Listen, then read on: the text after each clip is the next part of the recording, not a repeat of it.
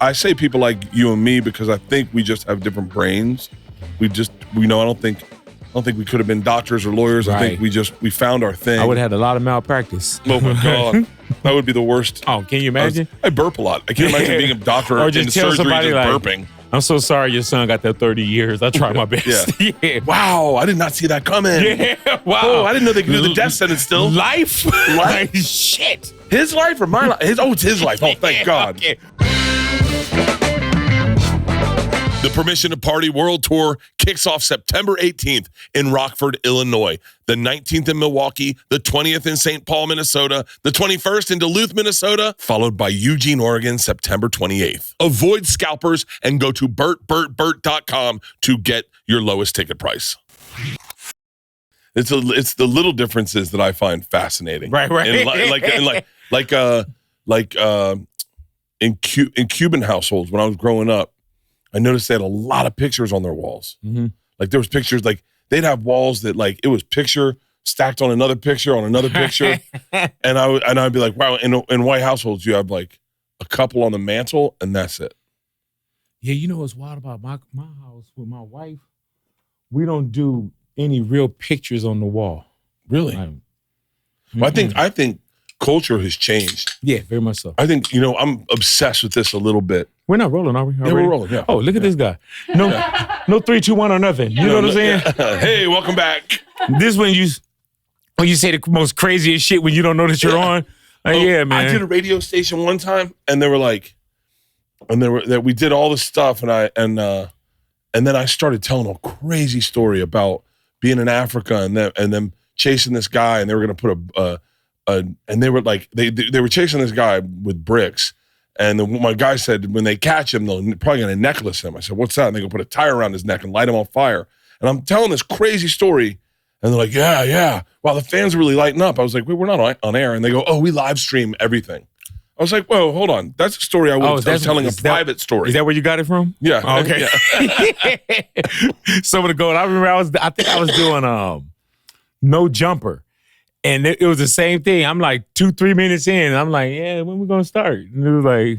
That guy's fascinating. Yeah. And that's where you don't want to be fascinating at.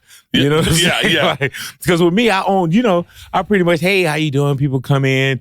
And then I 3, 2, 1. And then that something started. Because some of the best stuff, man, is off air. You know what I'm saying? Like, and I think that's some of the best content that you can get is the conversations that you have off air. That's why a lot of times I just kind of bring them on air as well.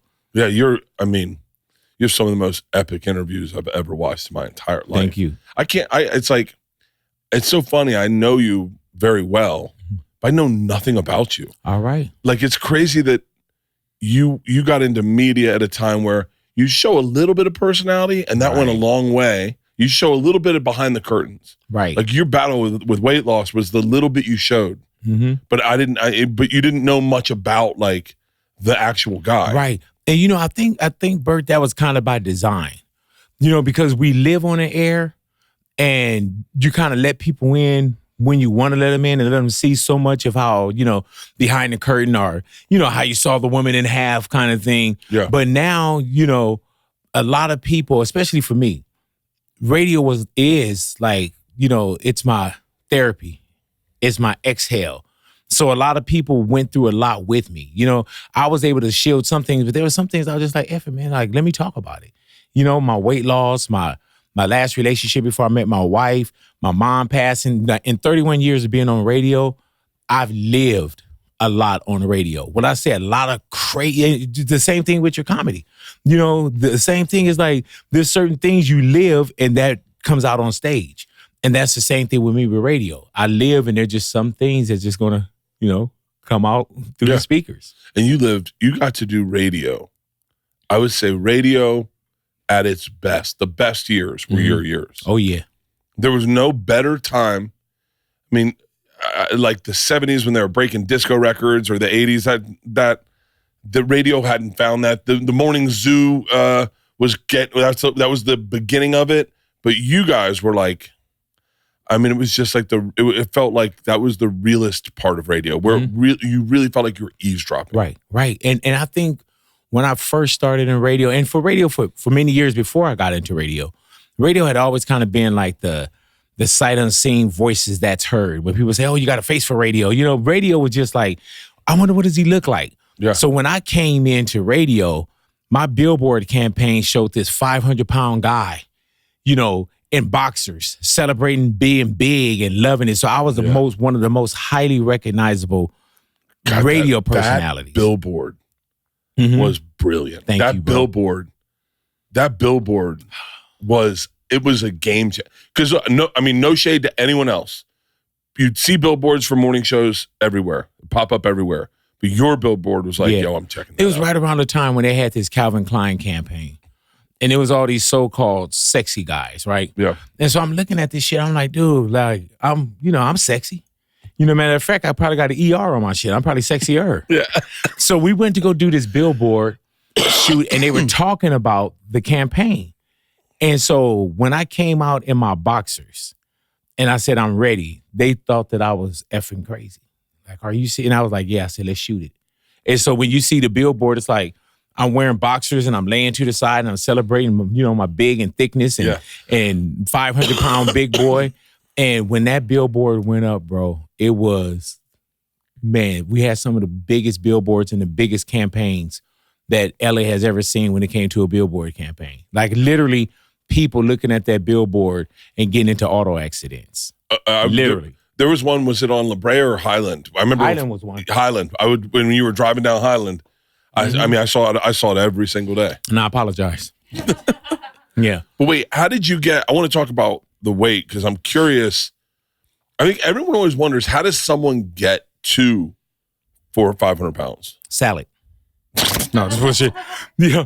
It's crazy, man, because my thing was I gained weight. Like you could look at pictures of me and you just see I'm getting bigger and bigger and bigger and bigger and bigger. Then there's people that know me like, man, I didn't even know you threw down like that. But my first time someone say, oh, you gained weight or you got fat, 5 years of age. My sisters had went up to the Bay Area, to Sacramento, to be exact. And when they came back like 3 months later, my sister Sheila said, oh, Kurt, you got fat. You know, and not no craziness where I was like, oh, you know, but yeah, I was always the big kid. That's a viral moment right there. Because everyone who's been called fat at one point in their life has the first time they got called fat. Oh, yeah, yeah. You just know it. Like there's some questions that I... I was standing naked on a fucking... Wait, you were? I was standing. I was in boxers, I think. But it was during... They were hazing. It was our fraternity. And I was 18 years old, maybe 19 years old. And they were hazing us. And then one of the guys stopped and goes, wait, Bert's getting fat. And everyone went, oh, shit. And I went, huh? And I'd never been called fat. You're like, is there another Bert? That's the first... And when you said that... And to have that happen at 5 must have been like... You know what? I didn't think that it was traumatic for me. Yeah. Like, it didn't knock me down where, you know, I couldn't sleep. You know, I couldn't get up and go to kindergarten the next day. And it wasn't anything that I celebrated. Bert, I celebrated being 300 pounds or 400 pounds or 500 pounds. I loved being big boy. And it's crazy because... You're a large man. Yeah. And I mean, I was, and you can ask anyone that I've come with today, Bishop, Ani. Well, Ani didn't even know the big boy, but I literally was the biggest person that you've ever personally known. Now, you could watch TV, you could watch something else and say, oh, you know, the big guy, but I was the guy that you knew. I was an 8X shirt. So you don't say extra. So that's extra, extra, extra, extra, extra, extra, extra, extra large. Yes. And when you get the shirt, it didn't have all the X's in it. It just says 8 and X and L. I was a size 66 pants. You know, so I was a 62, 64. Hip hop wore 66, but I was a size 64 pants. And like I told you, Bert, and it's crazy because I thought I could accommodate being 500 pounds. And I could. I wasn't like the scary guy. You didn't talk shit about me. I wasn't the fat punk. You know, I was good with my hands and I was good. I was a fucking knockout artist. All that shit that came with making sure that you didn't think I was just some big old punk. You know what I'm saying? Yeah. But I could accommodate being this size if I needed, you know, especially once I got into radio. If I needed a car, I can get the bigger car. If I needed a suit, I had a tailor.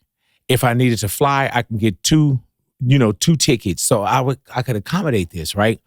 And then it got to a point where I felt like, man, it was like, you're going to die.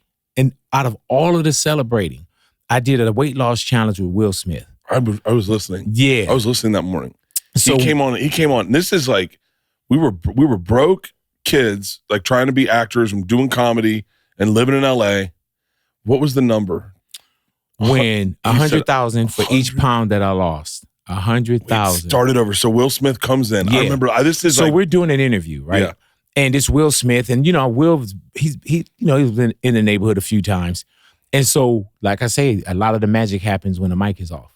So when the mic is off, we're doing the big boy thing. And he said, big boy, he said, how old are you? And I think at the time, Bert, I was probably 31, right? And so I tell him my age at the time. And he was like, man, he said, you ever worry about, your heart, so on and so forth? And I'm like, and I'm not like, oh, no. He was like, well, what about your heart? What about your health? And at that time, I'm really like kind of listening to him. And you got to think, I've heard every doctor say I need to lose weight. My mom passed at the age of 57. And it wasn't like I had this immediate turn on where it was like, I need to get my health together. Like with me, Bert, more things for me, it wasn't an instant turn on a switch. It was more like a dimmer. And I just noticed like, okay, well, this is happening. And then all of a sudden the whole room is lit up. So now, okay, I got to do something.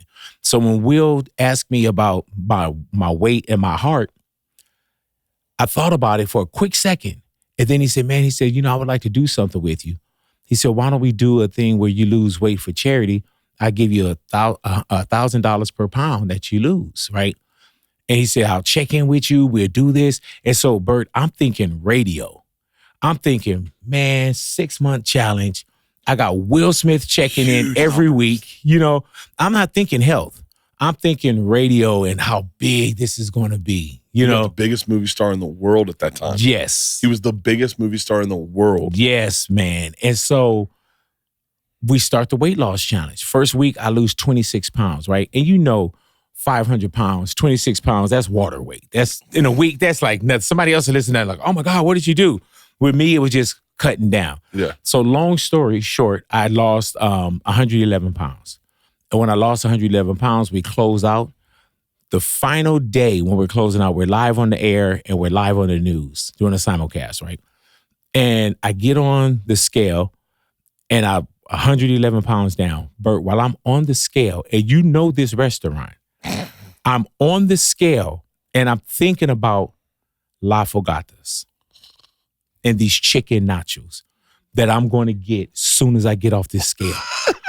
That's where my head was at. And La Fogatas. You've heard of it. You know what I'm saying? Yeah. And so I get off the scale, we see the big check, the presentation, everything. I drive straight to La Fogatas. But I'm on this weight loss journey. Bert, I start putting weight back on. Putting the weight back on. I never had like back problems or leg problems and this and that. I remember I was walking through the Burbank airport and I had to stop. I've never had that before where I stopped and I was like, oh man, my back and my legs, because I had a trainer at 500 pounds. I worked out. I could do the stairs. I was one of probably the healthiest 500 pound. Well, for one, I was going to be probably the only 500 pound person you met. Easily the healthiest. Yeah. It's not a hard competition. But if you met two of them, I was the healthiest one. And so I just felt a certain way. I started feeling like shit, and I put all that weight back on. Really? All of it. And I could feel it, and I felt like I had to do something. So I went, it was, damn, I wish I do it. I usually remember this person's name. Oh, I can't believe I'm forgetting his name because this dude helped me change my life. Varsity Blues. Somebody Google this. I need to Google this. Varsity Blues.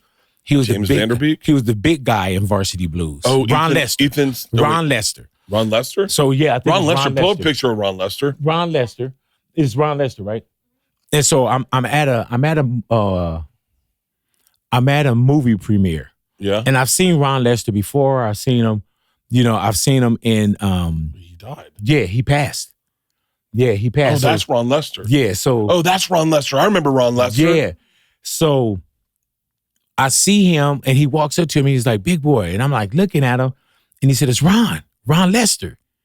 And so, you know all your waistline connection buddies. You know all the big guys. Yeah. And so I'm looking, I'm like, man, I said, what did you do? And he was like, man, I had this surgery, so on and so forth. So it's brief because we're at a movie theater, at a premiere. So he walks on and I'm looking at him. And it wasn't like I was like, oh, I'm going to do what he did.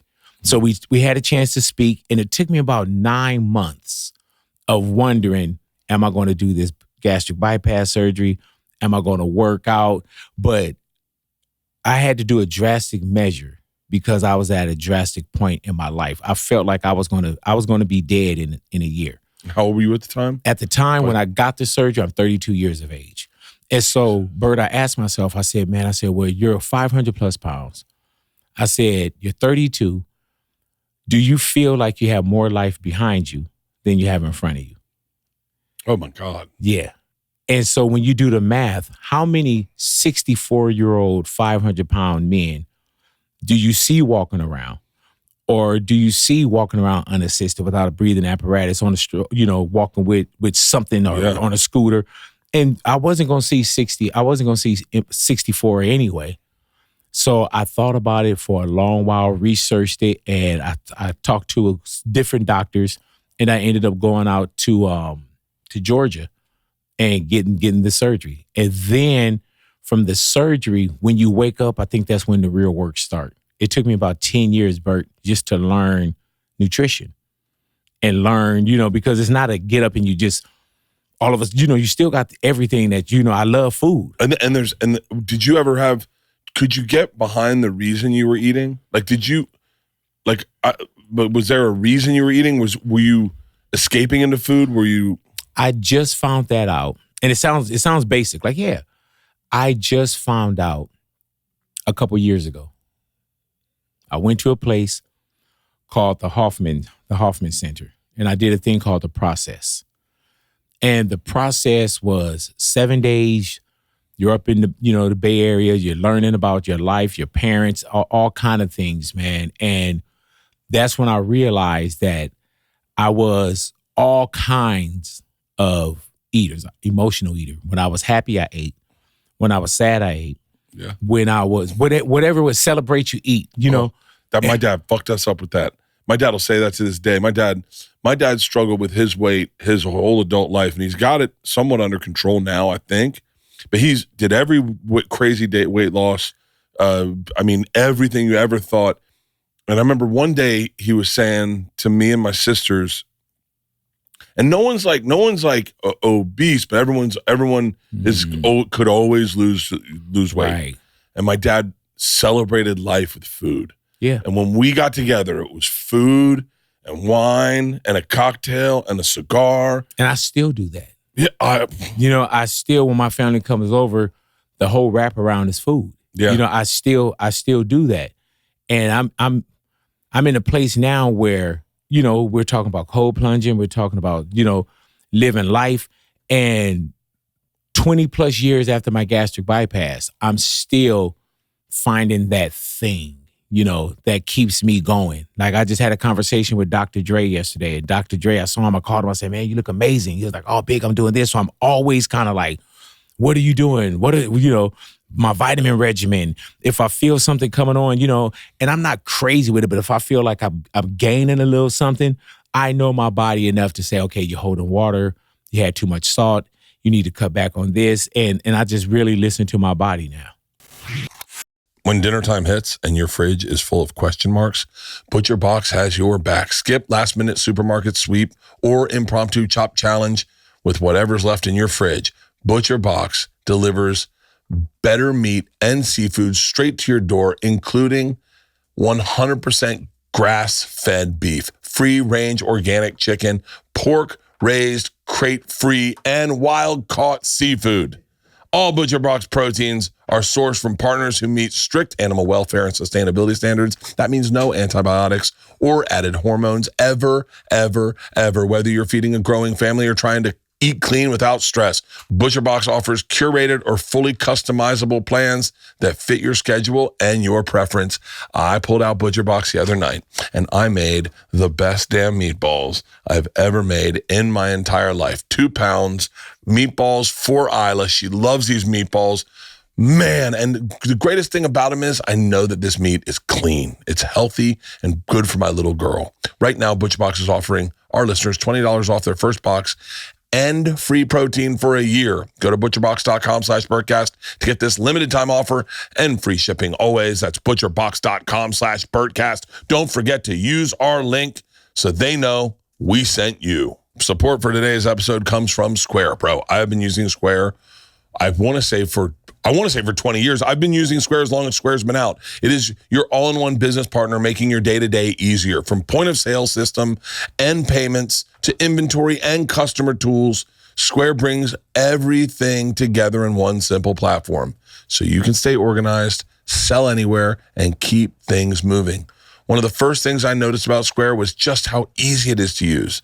Running my business involves a lot of moving parts. Square helps simplify that. The hardware looks polished and fits right in your space without feeling intrusive. And the software is incredibly straightforward and intuitive. You don't need any special training. You can just set it up and start taking payments quickly. Square supports all major credit cards and payment methods, including contactless options like Apple Pay and Google Pay. Checkout is fast and easy for your customers. Square is designed for businesses at every stage, whether you're just getting started or looking to grow. It gives you the tools to do both without making things more complicated than they need to be. Like I said, I have been using Square my whole time I've been running a business, the whole time I've been doing the road. I remember the first time I saw it, and I was like, what is that?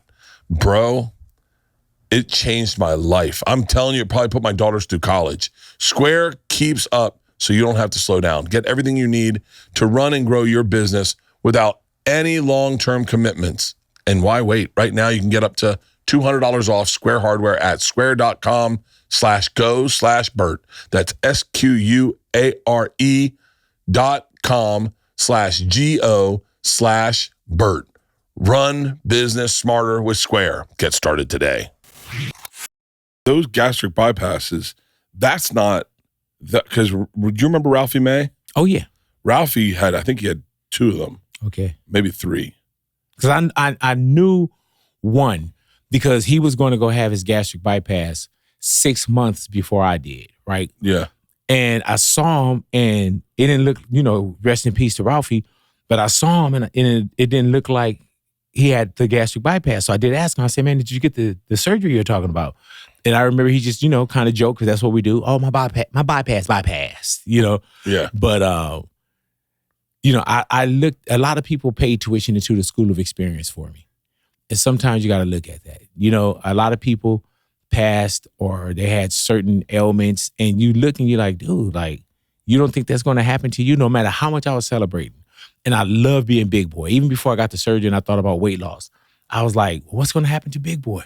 Yeah. You know what I'm saying? Like, are people still going to love the thinner Big Boy? And I was like, it's not going to matter, because you're not going to be here. People say, but Bert, if you lose weight, you're not going to be funny. Right. I go, okay. I heard that too, bro. I guess I'm not funny anymore. I always felt that. I'm not going to say that. I won't say. There's like a couple comics that are in really great shape, and they're not funny. And then there's some fat comics that are really fat, and they're not funny. And then there's some skinny comics that are skinny, and they're funny. And I was like, I think funny is funny. Doesn't matter what your body type is. Right. Yes, I take my shirt off on stage, but I'm not making like fat jokes. I'm telling you about my family, And so I've always kind of had, Tom Segura was like, he was 350, I think, at his biggest, and he lost a bunch of weight. His new last special, Murdered. His new series, Bad Thoughts, was amazing. And you know what? I thought about the same thing of, am I still going to be funny? Mm-hmm. And my whole life, I was Big Boy before I got into radio. Yeah, wait, what was your, so you were born in Chicago, but you grew up in LA, right? Right. Grew up in LA, and then did you have family up in the Bay Area? No, I guess when my sisters went up there, like I have like no aunts and uncles, and so I don't know who my sisters went up to go see. Really? And with black families, we like, that's my cousin. That's my this. You know what I'm saying? My We're not cousin. fucking related. Yeah, that's my cousin. You know, but we're not. Cam, I forget his name. Cam Patterson said, it's my cousin. Yeah. And we're like, well, what is that? And he's like, never mind. I'm like, it's hard to explain. Yeah. You know what I'm saying? So I don't know who was actually up in the Bay Area. But yeah, I was born in Chicago, Illinois. And I came out here when I was like 1-2 years of age. You came out here in 1974? Nah. We were here. My sister was born out here in 73, so I think we were here 71. When was the earthquake out here? Like there was a big earthquake in like 71 or something like that. So you had like, where did you grow up out here? I grew up all over. But this is like the LA. Picturesque LA. Yeah. This is like great music. Oh yeah. Great culture. Oh yeah. You are like royalty. This is your town. Yeah, this is like playing for the Lakers and being from Los Angeles. God, you know, you had my first radio Rams, gig is you Los had Angeles. the Raiders, you had everything. Yeah, and I enjoy being from here. Like I love celebrating Los Angeles. You know, and so at one point, you know, I never thought about radio. Radio, Bert, wasn't a thing for me. You know what I'm saying? I never thought about, I can do radio. You know, I just lived life. And, you know, there were some times in my life where, you know, I was, you know, doing other things and kind of shit. But I always kind of kept my eye on something positive. You know, we went through bouts of homelessness when we were younger, right? And so with the bouts of homelessness, like it's 7 of us and single parent household. My mom, beautiful, rest in peace. But we didn't have money, but we were so rich in love. You know, I love you. You were extremely affluent when it came to love. So we did have some slippery slopes when it came to, you know, kind of survival. You know, so we were homeless for a little bit. And I remember I told my mom at the age of 10, we were living in a motel. We've been through motels. We've been through, you know, missions as family members and everything, right? And I remember I told her one day, I said, Mom, one day I'm going to buy you a house so you'll never be evicted again. And you're thinking, we're in a 400 square foot motel room, all 8 of us. And at some point, real life, my mom could have said, oh, come on, Kurt, you know, please, honey, how am I going to get this rent today? You talking, you know? Yeah. She just looked at me. She said, I know you will. And from that moment, Bert, it changed the way this 10-year-old thought. Like I had to make it. I had to do something. You know, even in life when I was fucking up, I was like, you know, you got to keep your eye on this because, you know, life is going to life. Yeah. But I knew that there was a different kind of purpose, and I owed that to my mom. Where did you go to high school? I went to high school at Culver City High School. Culver City High School? Centaur. Hello. And did you play football? No. I had the football. I thought I had the football body, but I wasn't going to do that shit. You know what I'm saying?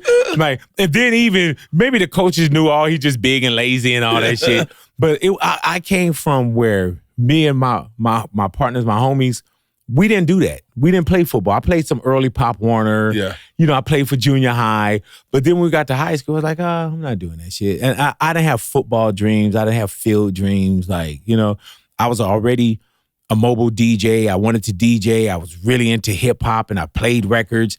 And that was kind of like my thing. I love music. I love lyrics. I love beats. I love studying. So that was kind of more of my thing. Do you remember? Because I remember when hip hop showed up, meaning this is like the whitest statement you're ever going to hear. 2020 did a special on breakdancing. And I saw it. Barbara Walters is like, breakdancing. It's taking over the inner cities. It's even in popular movies like Electric Boogaloo. And I remember watching it and going, I'm going to learn how to breakdance. Yeah. And then I called my cousins who lived in Philly, and the first album they gave me, I think this was the first thing I either got was Roxanne or Mantronics. You were early. And that's hip hop. And so, but I can tell you, I was probably 10 years old. We were in our new neighborhood. And I heard hip hop, and I was like, I'm hooked. I'm hooked, and I didn't. This is how much of a junkie I was. I would listen. You remember you used to have you had two tapes in your Oh thing? yeah, the dual tape decks. I'd have my hip hop on this side, and then I'd have other music. So if a girl called, I'd turn off hip hop because I didn't want her to know I was listening to hip hop. You was I'd be hip hop like, in the closet. Yeah, it was like make it feel hotter than it is in Granada, and then I go and I go a red wine. Hello. I go, hey, what's up? How you doing? But do you remember when hip hop showed up in your life? Oh yeah, definitely so. Because growing up, we always had music in the household. It was, my mom with, Temptations, Motown sound, then, Commodore, soul music. And I grew up always loving music, everything. But then when I was about 10 years old, Rapper's Delight hits. And I loved all types of music that my mom listened to, right? But that hip hop, that was mine. So I remember walking to the boys club with my friend Trevor, and we would just do Rapper's Delight. We'd just rap it, and you take a line and you take a verse. And so I fell in love with hip hop because it was new to me. And it put me on this journey of listening, and I didn't know what, a Def OJ was and, a 2 turntable. I'm listening to Rapper's Delight. And I'm like, what are they talking about? I didn't know about subways and all that, but I fell in love with the actual rhyme of it and what it felt like. Doom, doom, doom, doom, in the hip hop, hippie to the hippie to the hip hop, and you don't stop. I was like, what? You know what I'm saying? What is this? So immediately, how when they say love at first sight, it was like love at first, I guess, hearing. Yeah. And I took it and ran with it. I love how fucking comfortable you are. How comfortable? Yeah. Oh, yeah. Oh, this is... Yeah, I love this shit. Oh, yeah, this is... Lunel told me just how white I am the other day. And she will. She did. She was like... I did do a cooking show, and I was doing my cooking show, and I was cooking Barefoot. And Lunel was just like... Okay, stop. She goes, I bet you go to the bathroom in the airplane in socks. I go, I do. Oh, God. Do you? Oh, yeah. Can you walk in the bathroom barefoot, just barefoot? Anywhere. Oh, yeah. I walk. I know you greeted us at the door, and the first thing I did, I judged you. I was like, "This motherfucker don't have no shoes." Can I tell you? I had that Mexican OT on. Me and Tom did the other day. This is how I know we're brothers. He walked in my house barefoot, sat up here, smoked a joint barefoot, and left. Never put shoes on. And I said, "You're my guy." Hey man, I haven't seen him do an interview with us where he came in with. It's always open-toe shoes. Yeah. If I see him, you got him barefoot. Yeah. But I've never seen that Mexican OT like rock some some tie-ups or you know what I'm saying? Like, I think I saw him in some boots in the video, but I'm talking about walking in. When he was fighting a bull. Oh my God, yeah, man. And I want to go back. You said you were cooking what? I was cooking for Lunel. I forgot what I cooked. You said barefoot? Oh, okay. You were cooking with no shoes and socks on. Okay, I thought you was whiter than white. When he said barefoot, I thought you was over there fucking cooking like some bear. No, some bear claw. And let me tell you, barefoot. Let me tell you how fat I am, though. Because the 500 pounds is still on me. I was like, dude, I would like to try a little barefoot. Yeah, with some onions. Sounds good. Hell yeah. I want to eat with the barefoot contestant. Dude, I would try that shit. This is an ad by BetterHelp. Men today face immense pressures to perform, to provide, just to keep it all together. So it's no wonder that 6 million men in the U.S. suffer from depression every year, and it is often undiagnosed. It is okay to struggle. Real strength comes from opening up about what you're carrying and doing something about it so you can be at your best for everyone you love in your life and for yourself. Here's the great thing. If you're a man and you're feeling the weight of the world, talk to somebody, anybody, a friend, a loved one, a therapist. I literally had an issue today, and I said, write this down. It's so nice. As opposed to chewing on it all day, I said, write this down. Talk to your therapist about this and say, hey, this just happened. What am I supposed to do about it? It was between me and Leanne, and it happened over at Morehouse College. And I said, I should talk to my therapist about this. And it's nice to know that I don't have to deal with it all day, that I can kind of put a pin in it and deal with it when there's not a lot of emotion attached to it and when I can think logically about it. Dude, therapy is a game changer. Sometimes you don't even know you're depressed. Sometimes you're like, what's wrong with me? I'm in a funk. I'm sleeping a lot. I don't feel good. I feel like kind of like hopeless. What's the point of everything? And then you realize, oh shit, am I depressed? talk to a therapist. With over 35,000 therapists, BetterHelp is the world's largest online therapy platform, having served over 5 million people globally. It's convenient too. You can join a session with a therapist at the click of a button, helping you fit therapy into your busy life. Plus, you can switch therapists at any time. The online therapy is the best. That is the game changer. Do it from your couch, in your sweatpants, in your stinky t-shirt. I'm telling you, online therapy is where it's at. And as the largest online therapy provider in the world, BetterHelp can provide access to mental health professionals with a diverse variety of expertise. Talk it out with BetterHelp. Listeners of this podcast get 10% off their first month at betterhelp.com/Bert. That's betterhelp.com/Bert. So this morning I woke up and I raced to get to the office, and I got here and I went, oh my God, I lost my wallet. Must have fallen out of my pocket. I freaked out. Good thing I have a Ridge wallet, because losing your wallet can be the worst, but with the Ridge AirTag attachment, you always know where it is just as panic mode sets in. These things are beautiful. They are unique, slim, modern design, and they hold up to 12 credit cards plus cash. They are so badass. My driver, Ron, who everyone knows I had for a very long time, he was having back problems. He has this big-ass wallet. I bought him a Ridge. It's sleek, slim, and his was titanium, light as crap. They're all made with premium materials. You can get aluminum, titanium. His was carbon fiber. Now that I think about it, I think his was carbon fiber. 50 colors and more styles to choose from. All Ridge products have a lifetime warranty, and it is literally the last wallet you're ever going to buy. And here's a great thing. Ridge isn't just all about wallets. They create premium, everyday carry essentials like key cases, suitcases, rings, all with the same sleek, durable design. No matter what you pick, Ridge has free shipping and a 99-day risk-free trial. We're talking 4 months practically of you seeing if you like this thing, and you are going to love it. And the best, a lifetime warranty on all their products. They are durable. Trust me when I say that. For a limited time, our listeners can get 10% off at Ridge by using code Bertcast at checkout. Just head over to ridge.com, use code Bertcast, and you're all set. After you purchase, they're going to go, hey, where did you hear about us? Please support our show and tell them Bert sent you. Say Bert sent you. What was LA like in the 80s? And like hip hop shows up, probably crack shows up at the same time.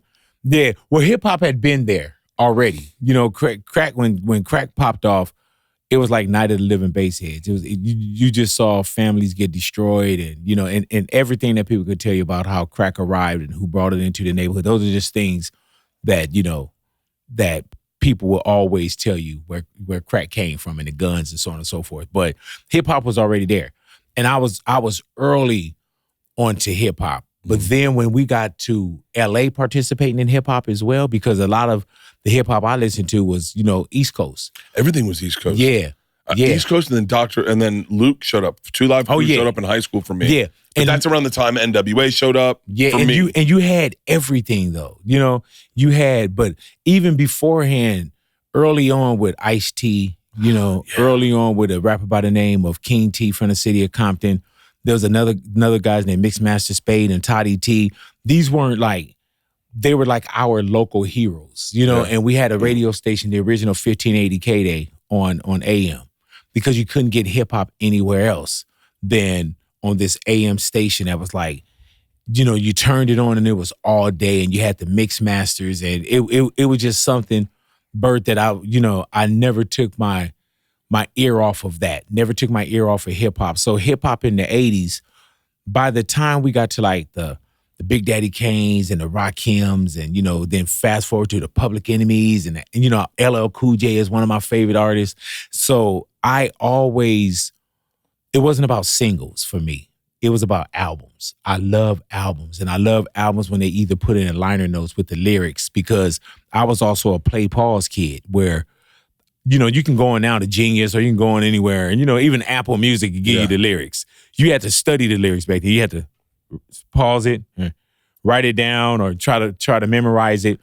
And I fell in love with it. But then when we got our West Coast heroes as well, you know, when they was talking about certain streets, like, damn, I know that street. Yeah. You know what I'm saying? Like, I can listen to somebody from, you know, South Bronx, South Bronx, where, you know, Boogie Down Productions, KRS-One, but I'm not from the Bronx, but I could rock to it. Yeah. But when they start talking about Crenshaw and Compton and this swap meet, and I'm like, oh shit, like this is home now. Gosh. You said something that I almost feel very blessed, but I also wish I was still that kid, was I didn't have any friends that were into hip hop. Mm-hmm. I was the only one into hip hop. And so I'd either call my cousins who lived in Philly, or I'd go to a record store and talk to whoever, you just find a black guy. Because you couldn't trust the white guys. Yeah, I'd be like, hey man, you work here? And he'd be like, yeah. I go, hey, what's good in hip hop? And I remember when they said Ice-T. Ice-T had tapes out at the time. And I had to listen. I mean, this is like crazy. I would have to listen to the whole album to figure out what my favorite songs were. Yeah. Like there wasn't like it is now where you just go, you type in T.I. and then it's like, these are top 5 songs. Yeah, and you're like, well, I can listen to these. Or you got the T.I. Essentials. And the same thing happened all the way until I got to college. When I got to college was the first time I started, because on Tuesdays, I think Tuesdays albums would come out. Mm-hmm, yeah. And on Tuesdays I'd go, I was really obsessed with music. I mean, music was like, I don't know why I was so obsessed with music. I still am. I still am. I can get emotional listening to music, very emotional. But when you said that, I was like, and I didn't know what I'd get. If you got all the lyrics inside, you'd be like, oh, great. Yeah. There's nothing worse than singing the wrong lyric. I told Snoop, when I worked with Snoop, I was like, you got a lyric. I always wondered. He said, I drop rhymes like I drop potatoes. And he was like, that's not what I say. And I go, I'm pretty sure it is. And he goes, no. I said, no, it is. And then I played the song for him. And he listens. He's like, that's not what I say. I go, listen to it. And then he goes, bitch, I'm saying I drop bombs. Why would I say I drop potatoes?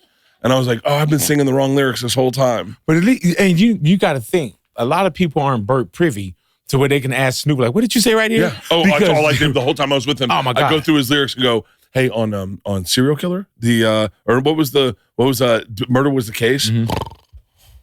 Yeah, I do the same thing though, because I'm a fan. So anyone that comes into your name, I'm a fan first. That was why I think me and my buddy Croy, you were our morning show. Mm-hmm. And I think it was because you were a fan. Yeah. And I felt like you were just one of us. Mm-hmm. You were someone who felt like you were lucky to have this person this time with this person. And so how did you get into radio? I got into radio by accident. And it sounds crazy because I was prepared for anything. You know, I wasn't prepared. So radio was like something that kind of came to me. I had a hip hop line that was called What Up. And you would call What Up and it would just tell you, Monday night, this is the club that's going on. Tuesday night, this is the club that's going on. Did you invent Twitter? Call. Say it again. Did you invent Twitter? No, not at all. I wish I would have. It sounds like it. No. That sounds like it. You go, just checking in. That's awesome. No, so it was every night I would tell you what was going on, right? So I would do it kind of, Monday, Tuesday, Wednesday, or whatever.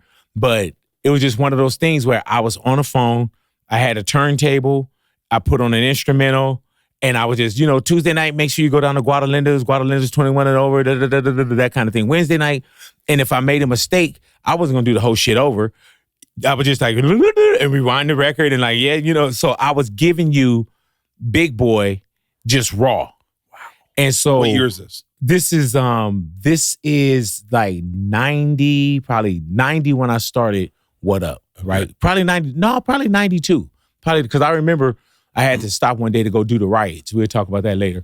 But, the Rodney King, the verdict, you know what I'm saying? I had to put it on pause to go out and steal some shit. But, like, hold on. I had to go upgrade my equipment. But, so look at all this shit I got. But, so I would do this, right? And this was probably even 93, probably 94, because I had it for a couple years. So 93, 94, possibly, right? And are you familiar? You remember the Baker Boys? The Baker Boys that did mornings at Power 106? No.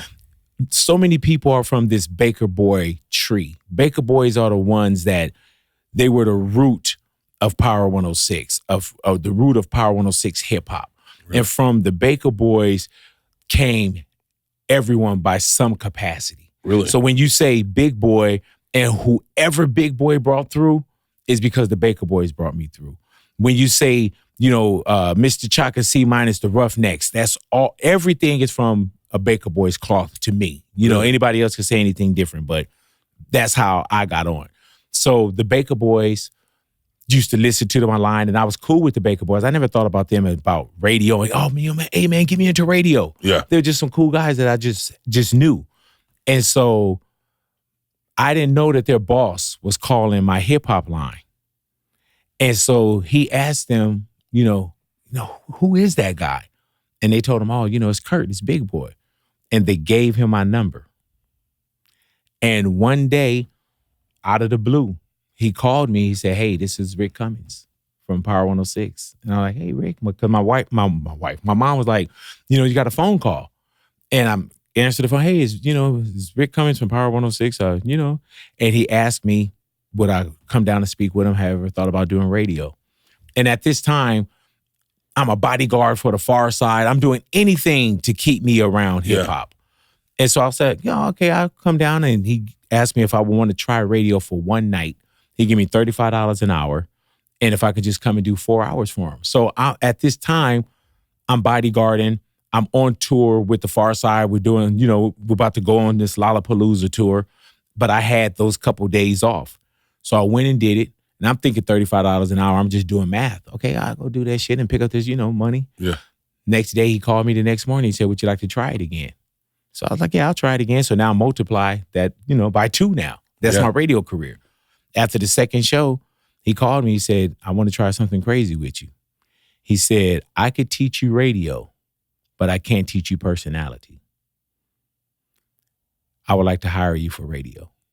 And they gave me a year contract. And that was 31 years ago. I got in that motherfucker, Bert, and I didn't even look like this. You know what I'm saying? Yeah. And aside from looking backwards, I didn't do none of this shit. I was just like, and I took off, bro. I took off. And it was one of those things where I questioned, do I want to do radio? Because I was about to do, finish off this Lollapalooza tour. We're about to do this tour with De La Soul, Tribe Called Quest, Far Side in Japan. And I'm like, I want to stay on the road. Yeah. And I thought about it one day. And I mean, briefly, because it was happening fast. And I said, I only eat when they're eating. I'm only out when they're out. I can exist when they can exist. And at any moment, something can go different. They can go to the studio and lock down for months. And what do I do? So I just said, you know what? I'm going to step out on faith, even if I can't see the whole staircase. And I went to the guys and I said, man, I got this offer to do radio and I think I want to try it. And they were cool as hell. They was like, man, do that shit big. And if it doesn't work, you can come on back. And I was like, thank you. And I went, and every day I was like, what am I going to do every day? What am I going to do? And I would throw things up against the wall. And you know how you do shout outs. I had this thing that I wrote down. I was like, oh, no, I'm not going to do shout-outs. I'm going to do whisper-ins where you call in and you just whisper who you want to say hello to. I got a headache, so we just doing whisper-ins. All this whack-ass shit that I had on there. And so it just came down to just be you. Yeah. I didn't have to go into, old reference. I didn't have to go into a phone book and put on a cape and come out as Superman. All I had to do was just be me. And I went in there, and I remember Rick told me, he said, go in there, be yourself. Just remember the station is called Power 106. And I went in there one day and said Power 107. So I was like, fuck, you had one job. And from there on, I didn't look back. I knew that I had this mission. I told my mom at 10 years of age I was going to buy her a house. So when I bought her that house, my radio career could have been over when I bought her that house. You could have been like, this is what I got in for it. Yeah, but I didn't buy it in cash, so I had a mortgage. Yeah. So I was like, God, don't let it be over now. You know what I'm saying? Let it be over in 15, 30 years when I got this loan. But yeah, it was one of those things where I was like, I had this thing and I love music and I love talking to people. So it's like, how do you not enjoy this thing called radio? So I went in and I never looked back. You said, the thing you said that just kind of floored me was I only eat when they eat. Yeah. It's amazing how sometimes, I say people like you and me because I think we just have different brains. I don't think we could have been doctors or lawyers. Right. I think we found our thing. I would have had a lot of malpractice. Oh my God. That would be the worst. Oh, can you imagine? I burp a lot. I can't imagine being a doctor or in just tell surgery somebody just like, burping. I'm so sorry your son got that 30 years. I tried my best. Yeah. Wow, I did not see that coming. Yeah, wow. Oh, I didn't know they could do the death sentence still. Life? Life? Shit. His life or my life? It's his life. Oh, thank God. Okay. All right. So I can go home. Thank you, Jesus. I was a feature for a comedian one time who lit a cigarette in my car. And I was like, what are you doing? And he said, this is my car. And I was like, what? And he was like, yeah, I pay your money. I give you money. All the money you get, I give you. So technically, this is my car. And I heard that. And I said, I will never work for another comedian for the rest of my life. Yeah. I remember I had a great opportunity to go on the road one time with Rogan. Rogan was like, hey man, why don't you come out and do some dates with me? And I said, Joe, I can't. Damn. And he was like, what? I was like, I can't work. I was just about this mindset that it has to be my money. Like I can't be getting money from another comedian because then I'm just his. Damn. But when you said when they eat, I eat, I was like. And you turned it down? I turned down working with Joe. You didn't ask no questions like, do you smoke or nothing? I know he smokes weed. Right, that's the first question I would ask. Do you smoke cigarettes? No, and Joe was apparently, and I've never toured with Joe, but he was the nicest guy to work with. He covered everything. He bought everyone's meals. Everyone flew first class. Everyone stayed in great accommodations. When you went and did radio, everyone went and did radio with Joe. He shared love with everyone. He was totally opposite of this other guy. But I had this rule that I was like, this is going to be my story. When you turned down Rogan, were you Bert Kreischer? No, not even remotely. Wow. I was headlining, but not for a lot of money. Probably like $2,500, $3,000, and Joe paid really nice. And Tom would feature for him. Joey Diaz would go out and feature. Everyone would feature for him. But it was just something when that other person said, "This is my car." Yeah. And I was like, if I want to look at you as a peer, I can never be your employee. If I want to look at you as like we're the same, we're both comedians. I can't take. I don't know. That one statement kind of fucked me up. And look, I wish I had worked with Joe. I would love to. I mean, me and Joe never did stand up together other than at the store or at the mothership now. But like, I would have loved to. When you spend a weekend working with someone, you learn so much. I mean, especially as a younger act. And yeah, I'm glad it worked out. Yeah. Where everything worked out. But what did you learn from that? From what? When he told you this is my car. Ooh. Like, did that learn not only what it put in you to make sure that you did things your way, but did that also teach you how to treat other people? Oh, yeah. Yeah. Oh, yeah. Oh, I mean, yeah. Well, first, the one thing it did that was really unhealthy is I built up walls. I started building up walls like I don't trust anybody anymore. Right. And then there's a Perfect Circle is a band that Maynard. The band Tool is a big rock band. He had a spinoff called A Perfect Circle, and he has a song called Judith. And I was listening to that song Judith while I was driving in my car around that same time in that same car. And there's a line of you're such an example of a way that I never want to be. Ooh. And I went, and I've always said you can learn just as much from your failed heroes, the people that fail around you, than you can the people that do well. Right. Whereas someone like, and I use Joe as an example because everyone knows how I feel about him. But Joe, I learned so much from. Joe. And other people, I'd watch them cheat on their wives and like a guy that's but he happens to cheat on his wife. And then I'd go, well, I'm learning that seems to be a net. So I'm never going to do that.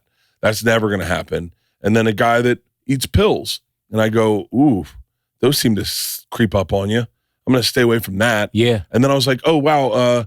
Like little things I'd notice of watching people fail. I learned more watching people fail than I did at times just having like a hero. Let me tell you what I call that, bro. I call that, and sometimes, man, there's certain things that you will do, and there's certain things that you will see other people do. But that's your tuition into the school of experience. Yeah. And sometimes other people will pay that tuition for you, and you're like, I got it.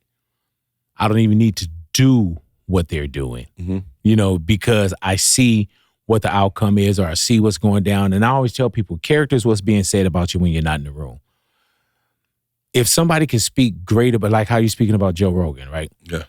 If someone can speak about you great and you're not in the room, because anybody can bullshit you and say, oh, yeah, that's my man. How you feel? Oh, that's my guy. That's my guy.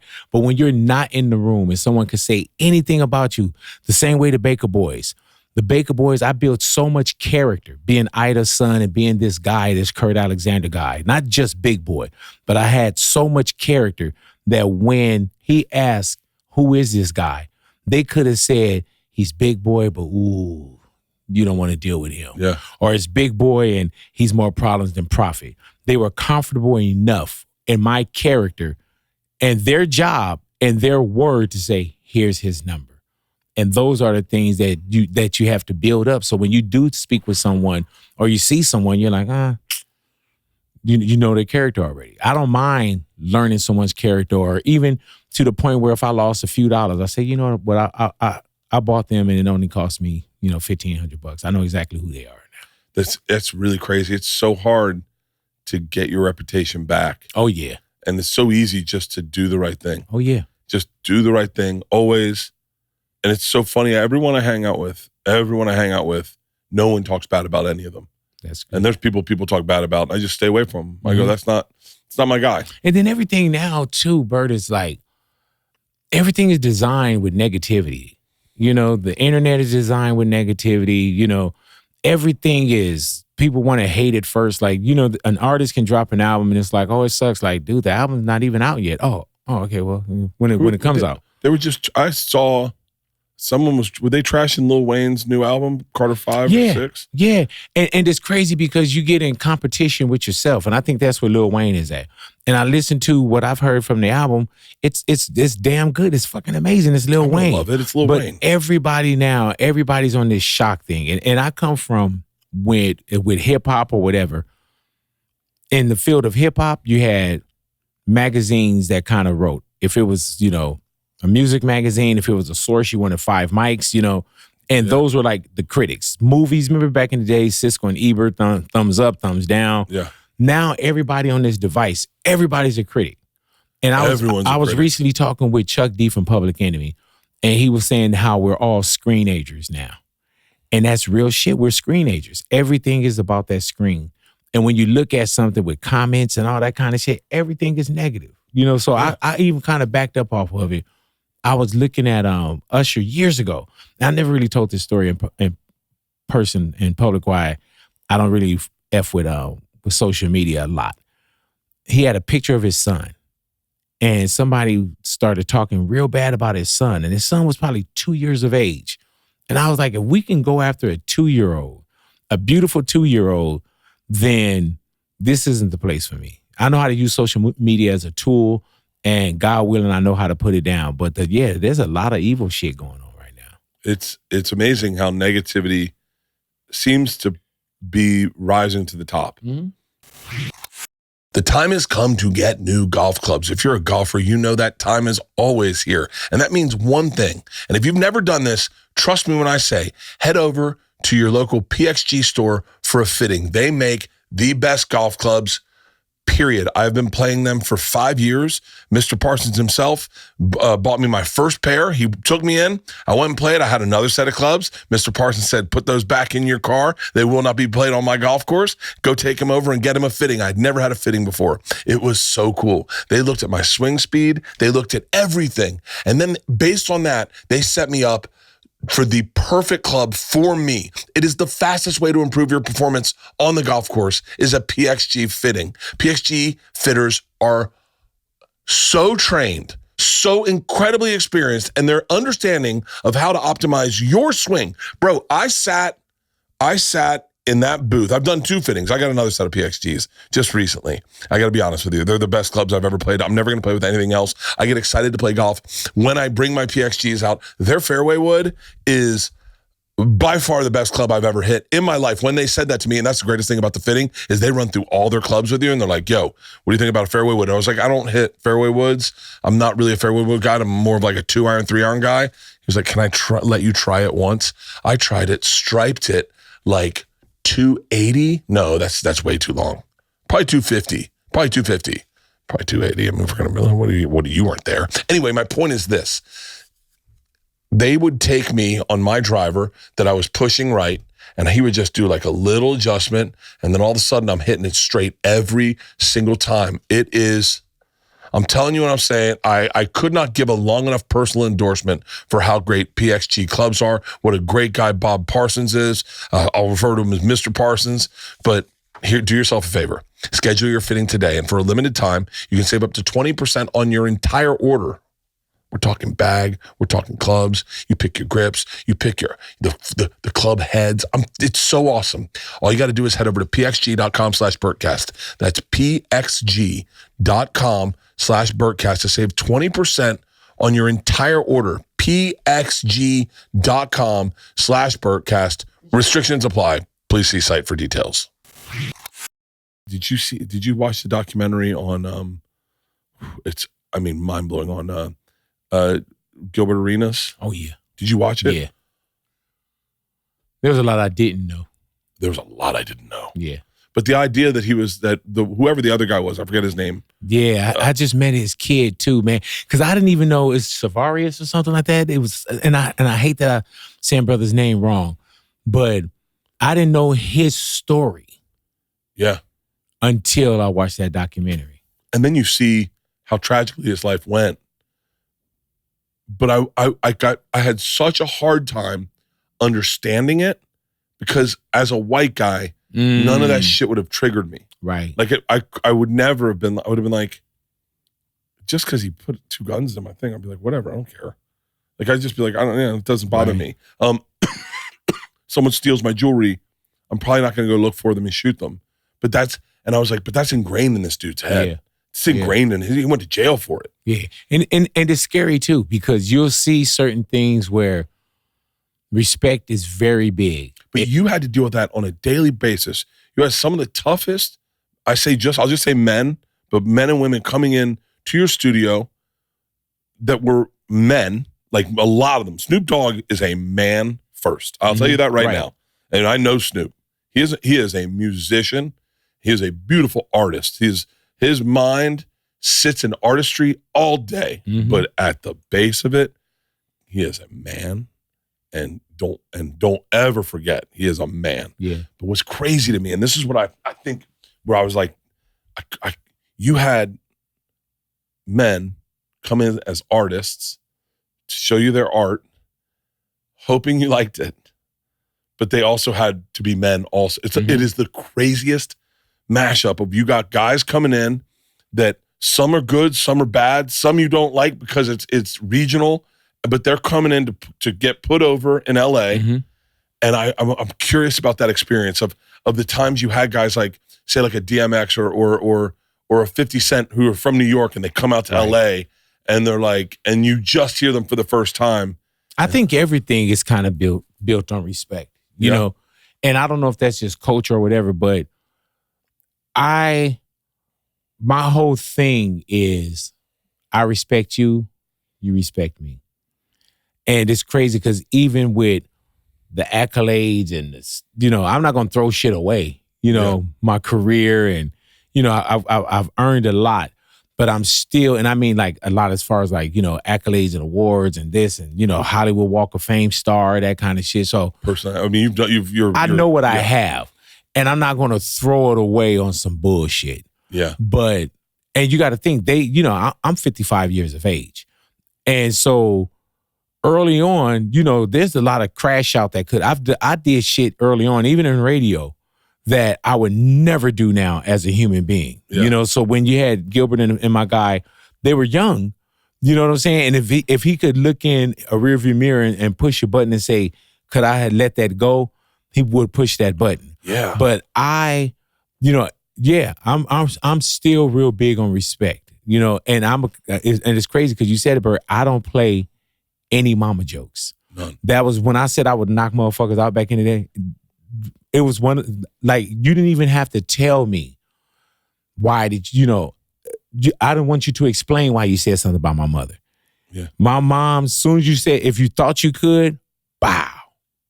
I'm not gonna even say, hey man, don't talk about my mama, man. I'm not even having this conversation with you. I'm fucking trying to take your nose off your face.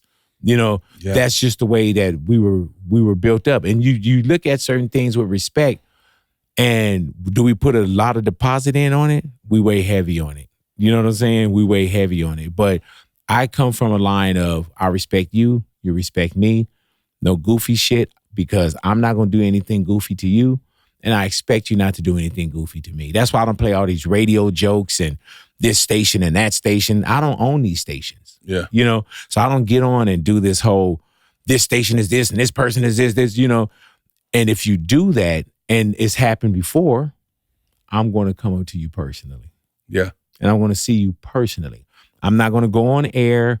I'm not going to have these fucking radio wars and all that, because I could have built my whole career on radio wars, you know. But yeah, I'll see you, and I'm going to make sure I see you, you know, and I'm going to have a conversation with you just to let you know that, you know, I don't play that shit.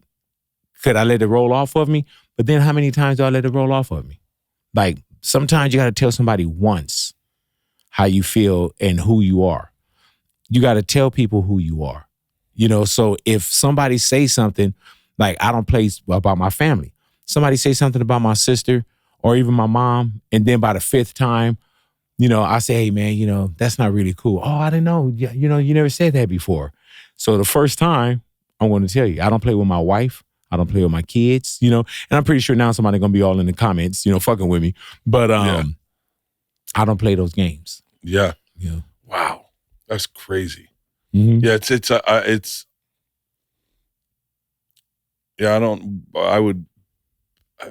white kids, we'd be just talking shit about our moms, and then the second you jumped in, you'd be like, yo, easy. I'm the one talking shit about my mom. Right. I called her a bitch. You can't say my mom's fat now. Yeah, man. Yeah. Yeah. So, and I use that same example, you know, like if I say my mom's this, my mom's that, my mom's this, man, she get on my nerves, my mom. And then one day I'm just with my buddies and I'm like, man, my mom wanted me. Then you say, man, why your mom acting like such a bitch? I gave you license to that. Yeah. You know what I'm saying? Yeah. And a license, anywhere, any state you go to, a license is a privilege. So I gave you a license and a privilege to say something crazy. I invited you to say something crazy. So my thing is I don't even give out the invitation. You know? Not at all. Golly. Mm-hmm. How many guns were brought into studio? I have no idea. Did you guys ever, there had to be when guns. We first started in radio, you know, I was cut from a different cloth too. So, you know, I would always have a gun in the studio. You know what I'm saying? But I never thought about like who's carrying a gun in here right now, or you know, doing search. Nah. You know, and 9 times out of 9.5, people that come in to see us, it's all peaceful. Yeah. You know what I'm saying? And it's not like this hip hop thing. And throughout my 30 plus years, it's not like this thing where it just felt dangerous. Did you ever have someone come in where you were like, I feel this feels a little off? Like, was there ever someone that you like that came in? You're like, there's some dark cloud over him. No, I haven't had anything where I felt like, you know, I've had like a guest that I had to ask leave. Really? You know what I'm saying?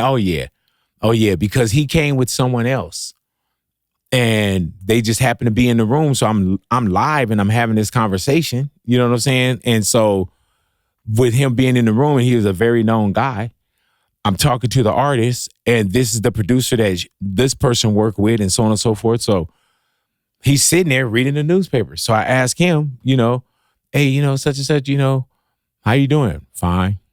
What is it? And it's just real dry. So I told my producer, Puffy reads Jason. the newspaper? Say it again? Puffy reads the newspaper? No, it wasn't Puffy. No, it wasn't Puffy. Have you ever heard of Timbaland? Yeah. That's my fucking guy. Yeah. It was, and you know, it's a trip, and I'm not disrespecting Timbo by having this conversation, but yeah, it was Timbo and Missy Elliott, and you know, Missy, you know, we're talking. I shoot a question to Timbo, and it's shitty. Shoot him another one, it's dry. And so I remember I shut the mics down, and I told my producer, I said, man, Jason, and you know Jason, I told Jason, I said, man, fuck this interview. I said, man, I'm about to leave. Jason was like, this is your home. He said, you tell them to leave. And so I went and I was like, man, y'all got to roll it up. And they left. And to this day, Timbo would tell me, he's like, Big, I needed that. And that's like my brother. And it almost feel wrong telling this story, but that's my guy. And he said he was just going through something at the time, and he said he needed to hear that from me. Yeah. You know what I'm saying? And, and then there's other times where I had to, ask somebody to leave. One of my worst interviews ever, and they hate when I say this, was Bone Thugs and Harmony. They hate when I say this, man. Really? Oh, my God. Because this is when I first started radio. So this is like one of my first interviews, and our anniversaries are pretty much the same. Like, I'm on year 31 and they're on year 31. So we did our celebration, our 30-year anniversary together, everything, And so early on, it's the same thing. It's Bone Thugs and Harmony. And I'm like, hey, I said, because their whole story is, they got on the bus, came out to LA, they knocked on Tone Loc's door, so all this kind of stuff, right? So I'm like, man, I said, how old are you guys? Old enough? That sounds crazy, right? You know what I'm saying? Yeah. My homies are listening. What would have happened if you guys knocked on Tone Loc's door and Tone, this happened, well, that didn't happen, and I'm just like, all right. We turn the mics down, we have a conversation, you know what I'm saying? And, we good now. It's my partners now. But, they were young and I was young, and we were, we was all on some other shit. So, the interview never happened. The interview never went on. Who was someone that came in that you were like kind of maybe a little bit familiar with, but immediately you're like, all right, this might be one of my favorite people ever? It's a few of them, man. Will Smith has that energy. His energy. So Eminem walking in. Eminem walking in, dude. I loved Eminem as soon as he came in. I was like, this motherfucker. He came in with Slim Shady time.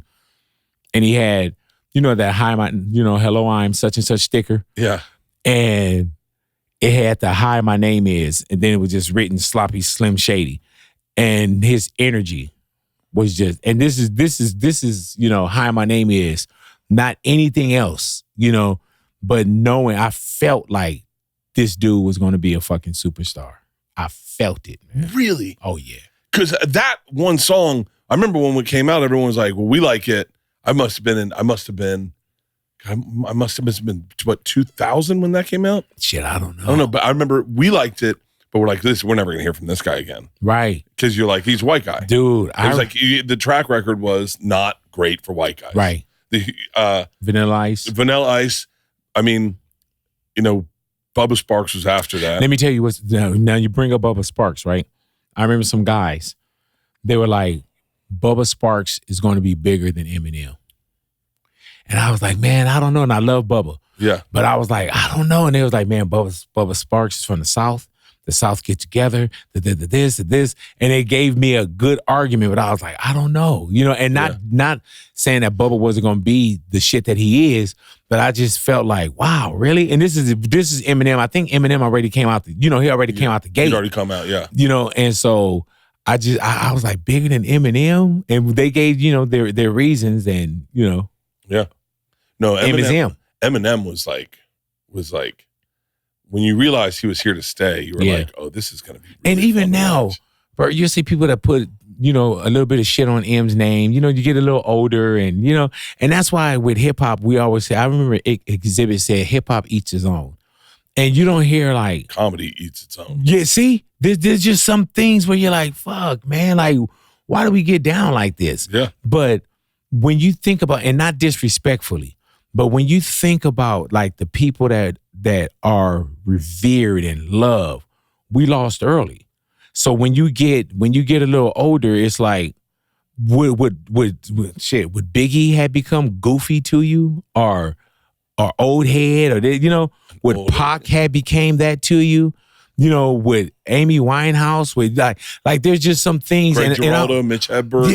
Yeah, so it's not just hip hop. It's like we get this thing where it's this ageism, where it's like, if Eminem passed when he was in his 20s, or like when the shit was blonde hair and Marshall Mathers, yeah, everything would have been that guy. Oh, we lost her too early, Kurt Cobain. legend. He would have Yeah. been Kurt Cobain. Yeah. Now, what if Kurt Cobain, and no disrespect, if Kurt Cobain made it to his 50s, maybe he would still be like the guy, or somebody be like, oh man, that old shit. We just don't know. Or maybe, it's like because you look at Dave Grohl. Mm-hmm. Dave Grohl was talking shit about Taylor Swift, and then you watch people try to take down Dave Grohl, and you're like, I think Kurt Cobain probably would have talked shit about Taylor Swift. Right. That was kind of his brand, and it doesn't.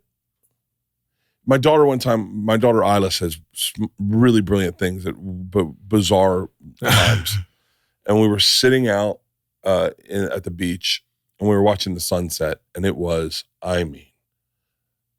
perfect. It's the perfect moment of sunset, meaning you still have 6 more minutes of it changing color before it goes gray. It's the perfect moment. I got a tequila in my hand, and in a big glass with lots of ice, little lime, and I'm sitting next to Isla, and it's beautiful. She goes, "It is gorgeous, Dad. Look at that." And I went, "Yeah." And she goes, "Let's go." I said, "What?" She goes, "Don't you want to remember it at its best?" Damn. And I was like, but there's still sunset left. And she goes, "This is the best it's going to get. It's just going to get different colors, and then it's going to go gray. We don't want to see it gray. Let's leave now and just remember it at its best." And I went, oh man. I was like, that's a fucking heavy statement. That's every great art. That's Kurt Cobain. Yeah. And I was How like, young was she at the time? fucking, who knows? I'm probably 12. Oh my God. But her brain works like that. And you think about you think about Tupac, and Tupac was putting out so much material up until there was so much, he was putting out everything that he could have never maintained that pace. Right. And if he did, his quality was just going to go down because he'd be repeating himself at a certain point. He would have been the same way we see Lil Wayne.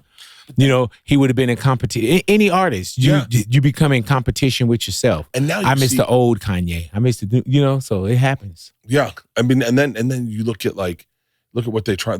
I've seen videos where they're trying to tear down Tupac today. Yeah. Oh yeah. It seemed like just in the last month, it's been a lot of goofy shit next to Tupac's name. Just in the last month, when the list came out and you're starting to see people like, oh, he's not from LA, Tupac was there. And it's conversations now, and everything is a conversation, and people take things and they run with it, bro. So I just try to find a happy norm for me to consume a little bit and try to get away from it, and find where my peace is at. My peace is not in that fucking device, bro, because if you super serve that, then good luck. I'm wasting my life on that thing. Yeah, man. My screen time's through the roof. But as active as you are when it comes to you as a brand, you know how to, but you still go get it. There's times, sometimes I don't even take my phone in the bathroom anymore. Oh my God. Yeah, because I would be in there and I go to stand up and then they'll fall up against the wall because my legs are numb. Like shit. So I'm like, yeah, I'm good. Yeah, it's amazing what... And the negativity, I wonder if that is now going to be what kids see, the way kids see to interact. Mm-hmm. And what kids are going to want to create when, some of the stuff out there is just so bad. Mm-hmm. And, and I can't I'll be very honest right now. There's in LA, it's a madhouse right now. Mm-hmm. Oh, yeah. With protesters, and I couldn't tell you. I get fed so much bullshit on my screen, I can't tell you what is what. Yeah, man. Today, I saw protesters were fighting each other. And I'm like, what? And they're like, yeah, it's this versus that. And everything is so agenda driven that if you try to look with an open mind, you're just going to get confused. Yeah. And then also, bro, history has already been altered. When we were growing up, you would look at certain things and you'll say, "Oh, that's the way it was." They tried to take down Rosa Parks. Yeah, Rosa Parks' husband had a car. Right. Oh my God! And I was like, "Who gives a fuck?"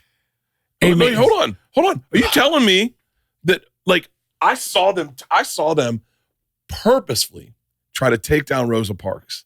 It said her husband has a car. First of all, she was the fifth. She was the fifth person not to give up her seat. Mm-hmm. So that that is true. That is true. Mm-hmm. And maybe one of the women was from Baltimore and they didn't feel like that was from the South enough. Another one was from, was 13 and she is pregnant. And they were like, well, we don't want that story to get out. This is true. And then they're like, she had a car. Her husband had a car. Why didn't he pick her up? And I'm like, so wait, is it mental gymnastics? Is that what we're doing? Just trying to figure out how to make everything. Yeah, man. Because why can't we just let it be? And then with this AI shit, you don't know what you're looking at. I'm seeing pictures come to life. You know, the stories are being altered. History's being altered, bro. So, like, when Kobe passed, I remember my daughter came to me and she showed me this helicopter that was going down. And she was like, Dad, she was like, they got the helicopter. And I was like, baby, I was like, that's not the helicopter. You know what I'm saying? Yeah. Like, so you can look at something and now, you know, now it's gospel now. I saw it. Yeah. I see it now. So, and I think that with AI, if I get one more of these fucking baby videos with them rapping or some shit. I don't need more babies. I don't need more babies. Dude. I'm like, I'll tell you what I really do enjoy the AI is the biblical figures who are influencers. Yo, what's up? It's Moses. I'm just yeah, you guys man. didn't believe Have me. you seen Take a it look. with the stuff? Yeah, man. And you got to know where your entertainment is at. Do I hate it? Not at all, bro. Am I on it? Yeah. I some of it makes me giggle. Some of it is just bizarre. Yeah, man. I can tell the difference usually. But yeah, it is crazy. We were talking right when this started. We were like, do you think the news will ever go away? Because it's crazy to think that I'm going to wait until 7:00 to find out what's happening. Oh, yeah. This shit is instant now. Even in radio, we say, don't even give them the tease. You know, like that whole, you know, tonight at 11, you know, could your water be killing you? Find out tonight at 11. I'm like, no, I got to find out right now before I drink this fucking water. You know what I'm saying? So I just get on and like, oh, okay, you know. Yeah, no one's waiting. You remember the rollout days. Remember rollout with videos, you know, it used to come on at Friday at 5:00, the new such and such video. All that shit is over, bro. Yeah. And if you hold on to that stuff, you're a dinosaur. You're a dinosaur. So I keep, you know, I'm with my kids. I keep Ani with me, you know, because I got to stay in the now, you know, and know just enough about much or everything. Because if not, bro, I'm not trying to dinosaur myself out of, you know, existence, and not even radio, just period. I mean, look at podcasting versus radio. Yeah, man. I mean, I remember when I first got into comedy, you'd go, there were radio stations in every single market. You'd go to Dayton, Ohio, and they had I remember the guy, Toledo, Ohio, Andrew Z. Hmm. If you did big on Andrew Z, shout out to Andrew Z. I'm not sure if he's still alive. Uh-oh. I don't know. Well, shout out to his estate. Yeah. You know what I'm saying? But if you did big on his show, he showed up the whole weekend. And then I watched radio change where they're like, hey, if you're coming into Toledo, can you do Rover in the morning first? Like, can you fly to Cleveland? Because we get that feed now. We don't have Andrew Z. And you're like, what? And so I watched these local markets who all had their top stations. I watched that change into the bigger markets and the syndicated markets. And I've watched radio change. And then one day I was sitting in, this is just a good industry gossip story. I was in Richmond, Virginia, and I was doing radio for Richmond. I used to do wild radio in Richmond. Mm. You could do morning radio in Richmond. It was afternoon drive time radio in Richmond, and you could sell out the whole weekend. Shout out to Sludge. His real name's Brian, but his name was Sludge back then. Funny, he still does radio, and when I call up, he goes, hey, it's Sludge, but you know, it's Brian on the show. Yeah, and you're like, sure thing, Sludge. And so, and Sludge was gone. He went to Philadelphia, I think, and I go in to do radio, and I was doing a Sherry's Berries ad. Or the guy was doing a Sherry's Berries ad, and we were doing podcasts, and I remember him saying, I said, I'm doing a Sherry's Berries ad. He goes, for what? And I said, for my podcast. And he was like, really? And he was like, how much do you get per read? And I was like, well, I only do it for, I do it for 2 weeks, 2 weeks before Mother's Day, 2 weeks before Valentine's Day, or maybe 3 weeks before. He's like, what do you get to read? And I was like, oh, at the time, I think it was like $2,500 per read. And he was like, wait, no. How many times do you read it though? I said, well, you just read it once on a podcast. I go, how much do you get for your read? And he was like, $50. I was like, you got $50? And at that, his manager walked in. He was like, hey guys, I'm off for lunch. I'm out. And I was like, wow, radio's changing. Yeah, I'm watching radio and podcast changing. And you're someone who has always been in front of it. You've always been in front of it. Like, and I'm curious, like, where do you see this going? Let me tell you. When for years I heard people that said to me, they said, man, I listen to you every morning. That's local radio. Man, I listen to you every morning. Man, I listen to you. Oh, thank you for listening. Then it became, now people say, man, I watch your interviews. Man, I watch your interviews. Oh, man, I love watching your interviews. And then the younger demographic, they'll say to me, oh, I love your podcast. I love your podcast. So with the way radio is and has been changing, you got to change with it, bro. Yeah. Our radio show has become a television show. Oh, the clips. I mean, this is just, no one gets 50 Cent for like an hour and 15 minutes. I probably watched it. Today I went to watch it again and I realized I had already watched it twice and I was at the end of it again. Yeah. And I was like, but no one gets 50 Cent for an hour and 15 minutes. So when you think about 50 Cent, hour, 15 minutes, right? You'll sit and you'll watch that interview. You'll watch that video, right? Yeah. Out of an hour, 15 minutes, 50 will probably make it. If we're lucky, he'll get 12 minutes on air. If we're lucky. So usually 50 would get probably 9 minutes on radio air. So you're almost super serving double gods, but you're super serving the longer content. You're super serving YouTube as well. You're super serving, social media, every social media platform, TikTok, Instagram, so on and so forth, Facebook, because all of that now has become part of your brand or part of what you do with this thing called radio. So I love radio. Radio is the biggest free form, people, the biggest audience, so on and so forth. But you also got to understand, like now I do interviews for a living, but I'm sitting with you on your show doing an interview with you. Who would have, and you started podcasting early. Yeah. And let me tell you, bro, when podcasting started, and you've been over a decade, 13 years or so. So you got to figure, you had to tell people what podcasting was because people didn't know. I had Bobby Flay come over to my house, Chef Bobby Flay from Food Network. We were partying in Houston, had a good night. I said, dude, I'd love to get you on my podcast. He goes, I've been hearing about these. This has got to be 10 years ago. I've been hearing about these podcasts. What is it? And I go, oh, dude, it's just like a long form interview and it's fun, dude. We should come over and do it. And he was like, okay. I remember he came to my house. My house was a 1,200 square foot house in the valley on a 7,000 square foot lot. It was not impressive. I did this podcast out of a man cave. There was no air conditioning. It was the summer, and Bobby Flay pulled up in a town car, and I went, uh-oh. Came out in a suit, and I was like, we don't have AC. It's going to be hot in there.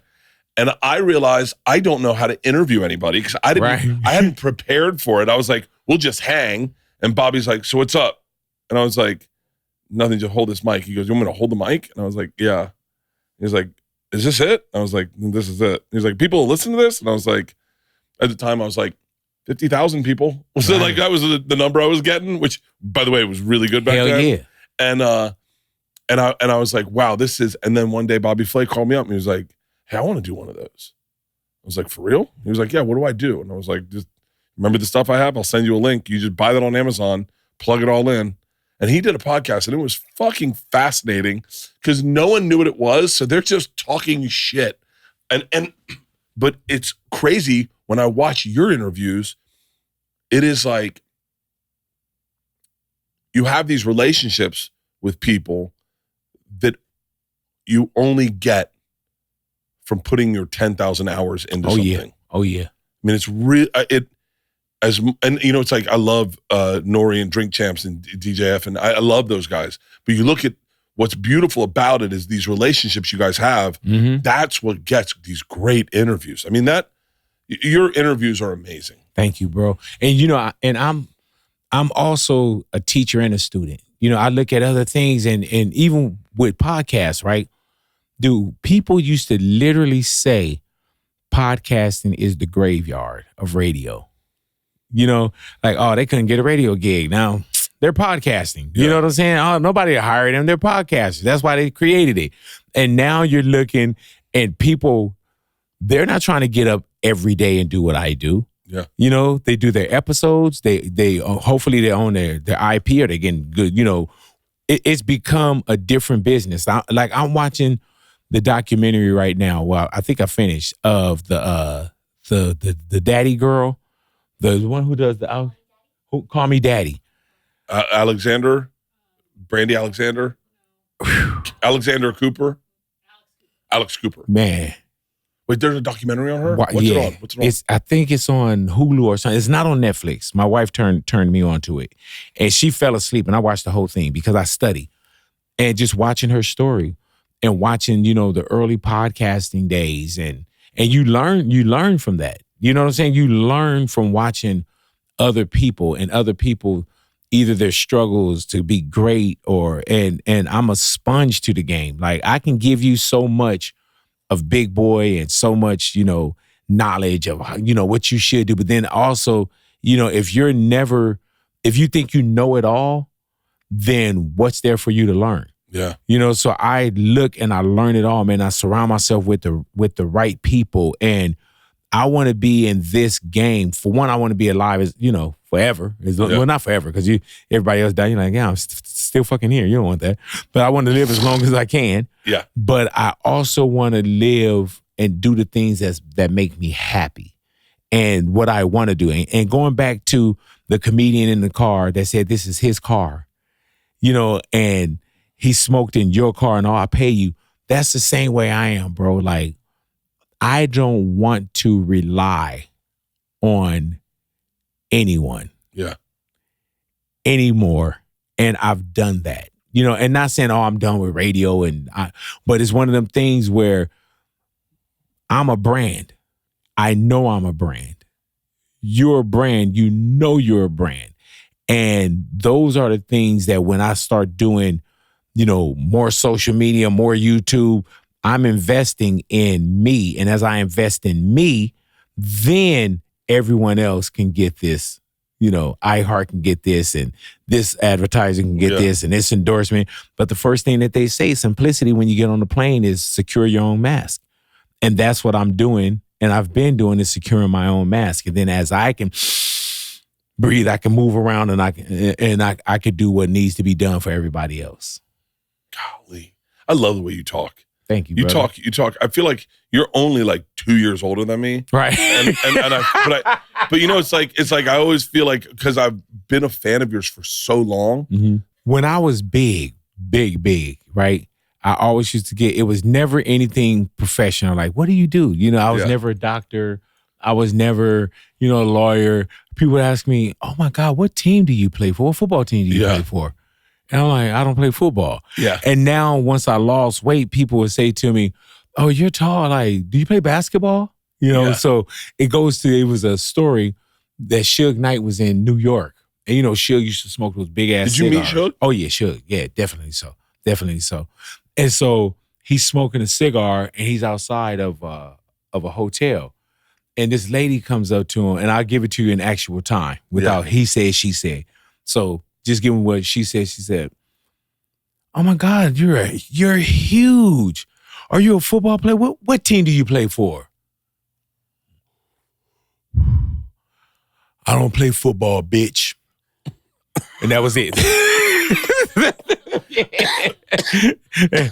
Yeah, but even when we were talking about early on, we were talking about was there ever any tense moments? Yeah. I remember my first interview with Suge. You know what I'm saying? He came to the radio station and he did I don't know if it was the same day, but he did one with Dave Morales. And Dave was like Dave did I think when I started, Dave did afternoons. And so, because I started at nights. And so it was Suge Knight, and Suge Knight was running late. So Dave Morales cracks his mic, and it's like, Bert, here. Ani, here. Bishop, here. Suge Knight, Suge Knight is running late. He's not here. When Suge get there, first thing, hey, all right, Power 106, Suge Knight is here. Yeah, I ain't no Hollywood motherfucker, I heard you doing that, roll call is Suge Knight. That's the way he started off the interview, man. Oh. And so I remember my first couple interviews with Suge, it was just, Suge was the guy in LA. But Suge, when he came in, Suge always, it was like this respect thing that we kind of had for each other. But I remember my first interview that I had with Suge, he asked me what hood I was from. Like, big boy, he said, man, where you from? Because of a certain way I was dressed and things like that. But never where I felt like, oh, okay, somebody's going to come and tear this shit up. I didn't put out that kind of energy, so I didn't get that kind of energy back. Is that how it works? I think so. Like, even with, I don't have any bodyguards. Anybody can get you if they want to, But I don't have bodyguards, because I don't put out an energy where, for one, if I go somewhere, any city that I go to, if I go to Watts, Compton, Los Angeles, Hollywood, whatever, I get a ring of protection around me. I could be in some of the so-called worst neighborhoods and jump out to get gas. People are like, man, what you getting gas over here? What you doing? I'm like, I'm getting gas. They getting gas. We getting gas. It's a gas station. Yeah. But I never had anyone that came up, and just try to do some foul shit to me because I don't put it out there. You get other people that get, socked up and, and plus I know that I'm going to go outside. I think a lot of these, personalities, DJs, podcasters, on-air announcers, shit talkers, all this, they don't go outside or they don't think they're going to go outside. And sometimes when you would talk, and Bert, in my career, I've had people that's come up to the station, that's on some crazy shit because you don't know who you're talking to when you turn that mic on. Mm-hmm. I've had people that come up there and tell me, man, one guy came up and told me, I was messing with his girl. Like, I'm like, what? And he was upset. You talk to my girl, man, that ain't cool, big boy. And I'm like, I talk to your girl. And I talk to a lot of people on the phone. So he was like, man, he said, yeah, and you're talking to her all the time. And I'm like, man, I said, who's your girl? He was like, I do. I said, who's your girl? Because I'm supposed to know her. And he was like, man, Lil' Kim. And I'm like, Lil' Kim? And I'm not even thinking artist. And he said, then he looked at me, he said, Queen B. And I'm like, this motherfucker think he dates Lil' Kim. That's when you get more on a swivel. Like, what I'm saying? But yeah, I've had stalkers. I've had all that kind of shit. That's crazy. Yeah, my stalkers are female, though. I had one female. She didn't know how to stalk either. Yeah? Yeah, she wasn't a great stalker. You know what I'm saying? Like, she would come and lay at the back door, and then I'd just go out the front door. You know what I'm saying? Like she didn't read the stalking manual and shit. Like, like, I'm leaving now. Yeah, I'm going out the front where and my then car we're looking at the monitor. We see her. We're like, dude, she's here again. But I haven't had anything that I felt like, oh, this shit is dangerous. Is it like that when because it's kind of crazy that your hometown is a hub for the greatest hip hop artists in the world. Mm-hmm. Is it crazy like when you have say The Game or Kendrick or Snoop or anyone come in? Is it? I know this is a dumb question, but do you go like, hey, where'd you grow up? Oh, do you know what's his name? And do you guys have family in common? And it's like Snoop's family's wildly thick. I think to each one it's a conversation, and when I talk to someone, it's like if you had questions for them. I don't do a lot of inside, like, man, remember we were over at the BET Awards? So I'm just as intrigued. And it's crazy because even 30 years later, right, 30 plus years, right, I still trip off of, I know Ice Cube. I still get a certain way, and I don't know, but I still get a certain way around Snoop, or I have Snoop's number, or I'm, and no bullshit, like knowing that I was coming to do your podcast, right? That still trips me out. You know what I'm saying? Like, and I could watch a special and I say, man, I got that dude's phone number. Or when somebody's coming in to do a show, I'm on their schedule. That trips me out. Like, oh, we gotta, get to sleep early. We gotta go do Big Boy tomorrow. Like that still trips me out. Or who I know, or you got to know your privilege too. And people say there's no privilege, whatever. There's privilege. Yeah. I know that, like, I want to go to this restaurant on Father's Day, right? There was no reservations available. I called. Yeah. And I got a reservation. So I know my privilege. You know what I'm saying? Yeah. And so when I see someone, I'm like, oh, I know that guy. I know I could do this, And I mean, we all know, you may have white privilege, comedy privilege. I know all my privileges. I got all the privileges. Yeah. I got them all. Yeah. Except for big tits. I'd love to have big tit privilege. Really? If I had tits, I'd be selling so many more tickets. You think so? Well, you know how to use them too. Yeah, though. I would use them. I did. I pulled some privilege move at a party one time. Snoop was performing. He was like DJing and he was really one of the best shows. I mean, it was like I don't know what that person paid Snoop, but man, they got a deal because he did like a 45-minute set of it was like he was doing a verses, every banger. It was incredible.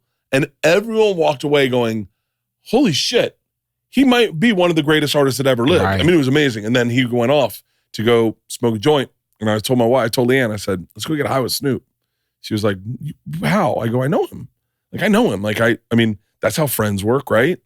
And she was like, honey, it's Snoop Dogg. You're never getting back there.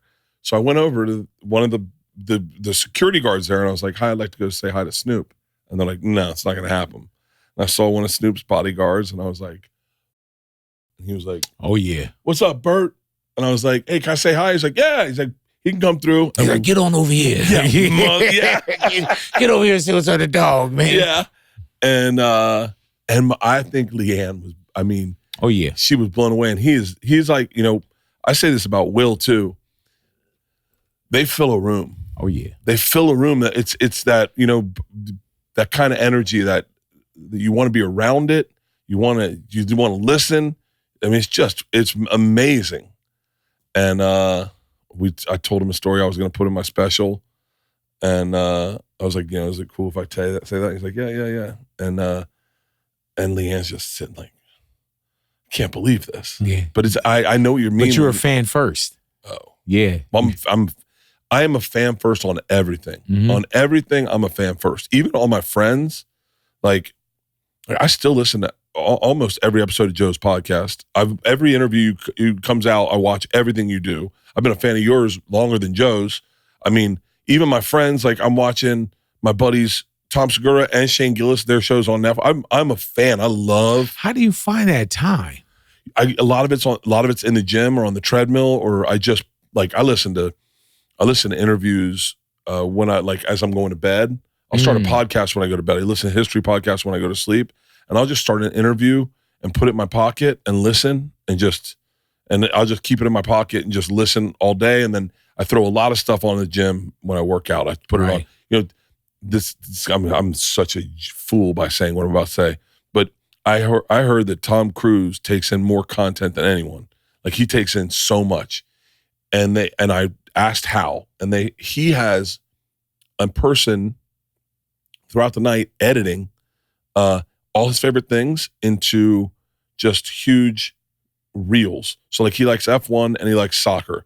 So there's a person at night editing down F1 races for Tom to watch, editing down soccer matches for him to watch, and then he plays them in the gym when he works out, and he's just like this. I mean, Tom Cruise is someone I would love to get inside his brain. That's a different tax bracket where you could do that kind of shit too. Oh yeah, but I just play stuff all day long.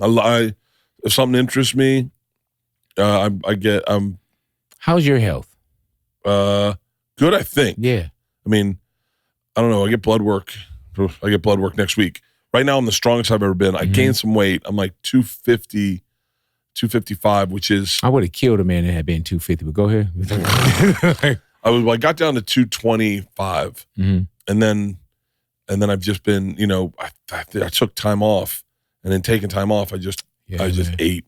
I ate and I drank and I just enjoyed life. And I just, my thing is, like, I wake up every morning going, all right, we're going to be healthy today. And I go to work out.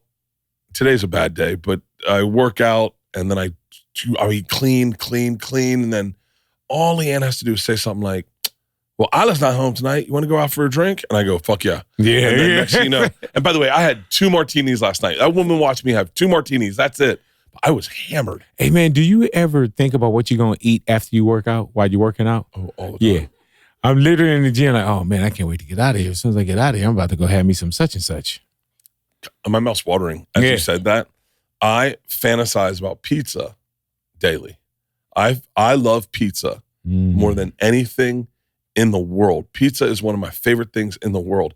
And one of the things that and Asian noodles. I will also in the gym often I will play food cooking shows on mute, listen to music, and just watch them make pizzas. Yeah. And I'm just like, they've got chef's table pizzas, and it's just all it is. And I just watch it on silent. The Asian cooking shows from Asia are the best. They have one called one called Broth. 6 episodes just on broths.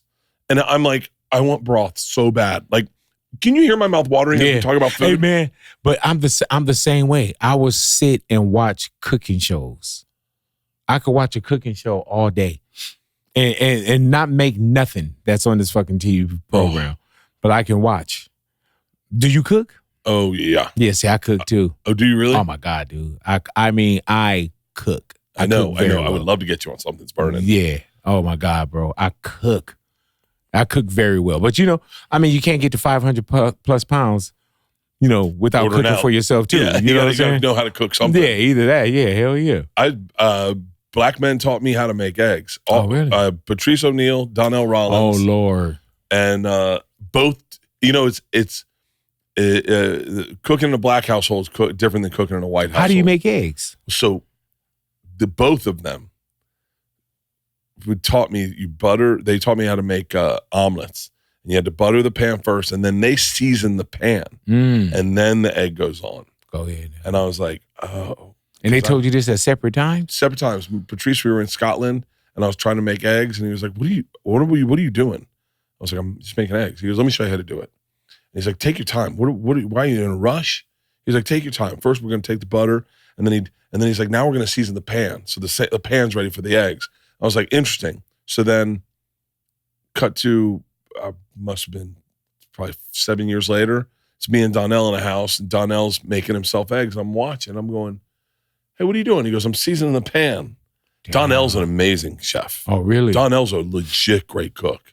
Patrice was an amazing cook. What do you cook? I probably steak more than anything in the world. Mm-hmm. I am big in eggs, steak and eggs. Breakfast sandwiches are my specialty for my girls. I make great breakfast sandwiches. My mouth is watering as I'm talking. Yeah, man. But I cook everything. When something's burning, I cook crazy meals. We made Haitian chicken the other day, and it was so on white toast with cheese and a pickled slaw. You had nothing left? Oh, nothing. Oh, get your shit. And I made an amazing lasagna the other day. It's my wife's recipe. Really? But it was God. Yeah, I cook my ass off, bro. I do everything. My mac and cheese is, people love it. Really? Love my mac and cheese. I would love to have your mac and cheese. Oh, yeah. Yeah, man. Oh, I bet your mac and cheese is seasoned perfect. Oh, yeah. It's right, too. And I'm not like all these crazy cheeses and all that kind of shit, but it's basic.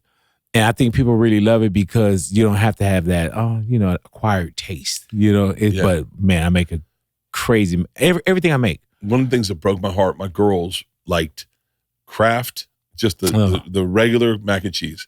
And I would try to doctor it up, and they'd be like, Dad, please stop. Please. Right, and like then, add to it? Yeah, and then one day, I switched them. And because I was like, all right, I'm going to do the roux.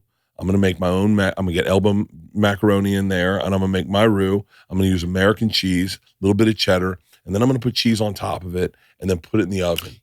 Yeah. And one day, both of them are just wolfing down this, just right out of the pan. And they're like, this is great. What kind is this? And I go, that's the one I've been trying to get you my entire life. I've been trying to get you to eat. And then never make it for him again. Keep on wondering. Yeah, you're dead to me. You're dead to me. Dead to me. Yeah, if you could do like a TV show, like a cooking show, a home improvement show, like what would you be? Would you do a cooking show? Yeah, I would definitely do a cooking show because I enjoy do a cooking show. Yeah, you should do a cooking show. Yeah, and I think we're going to start incorporating a little bit more on my YouTube channel. Yeah, because people always ask, You know what I'm saying? People always ask. And a friend of mine, she just started her YouTube channel with her cooking. And I encouraged her. I was like, oh, Nat, go ahead and do your cooking. And she just, fuck it. She just did her first 4 episodes. You know what I'm saying? Dude, we did the pretty plate, that is. We did Something's Burning as a lark, just me and 2 comics. And then we did like 6 episodes. We're like, we'll see. And they got crazy views. And then we're like, maybe if we did more of them. And now I don't even know how many episodes I've done. We just went out to NASCAR and filmed for NASCAR. We had drivers come over. We made barbecue. We made mac and cheese. We made pimento cheese. We made biscuits. Made these brisket biscuits with pimento cheese on them. We just gave them away. And yeah, we did. It was an integration with NASCAR. And we're going to do more of those. I think we're doing South Beach. Oh, yeah. My man said NASCAR. Festival. Shit. I heard that. Yeah. That's a whole different kind of sponsor. Yeah. We're trying to grab our own right now. Yeah. You know what I'm saying? We got that car. Yeah. You know what I'm saying? Yeah, man. See if we can get that car to sponsor us for a couple $100. But you turned it into a smooth business, though. Well, my whole thing was is the same thing you were saying about. I think I've probably been a teacher at times, but a real student. When I worked at Travel Channel, I remember just. I remember looking at that business model, thinking, it's so funny. I should reach out to this guy. You got to edit this out only because I wouldn't want anyone to hear this. You give your editors a hard fucking time, yeah.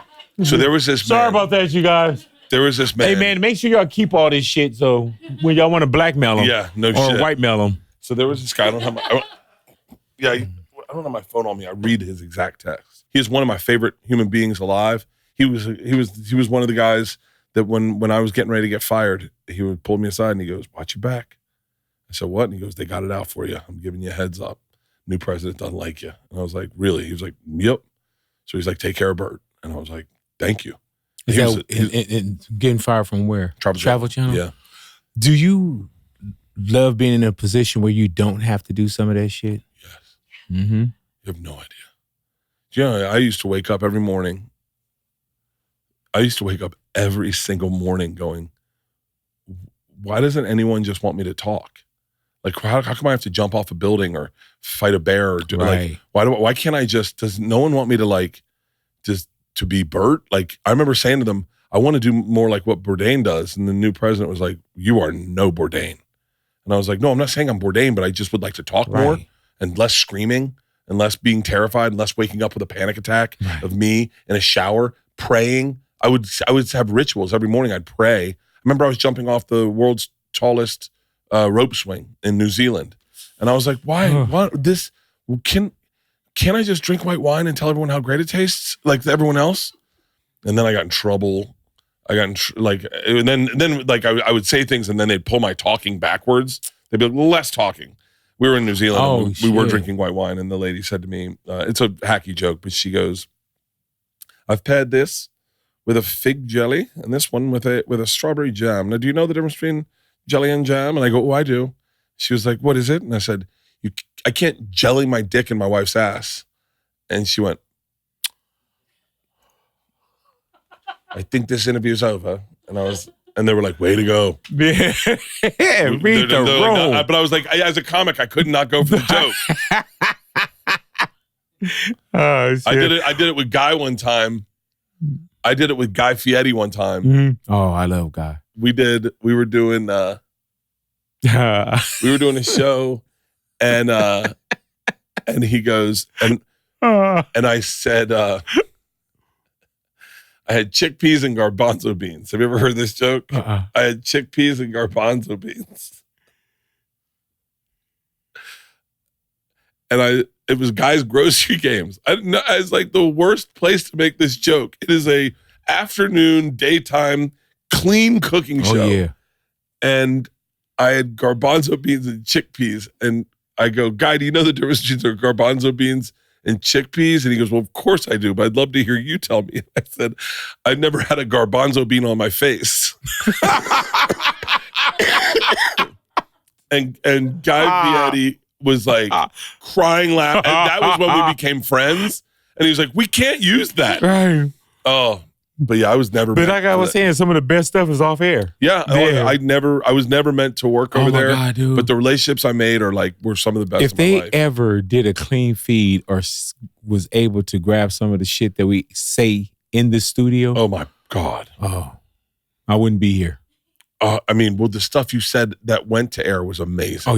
Oh yeah. I mean, everything you did was everything you do. I mean, it's like. You are an inspiration, man. We did things back in the days that we could never get away with right now.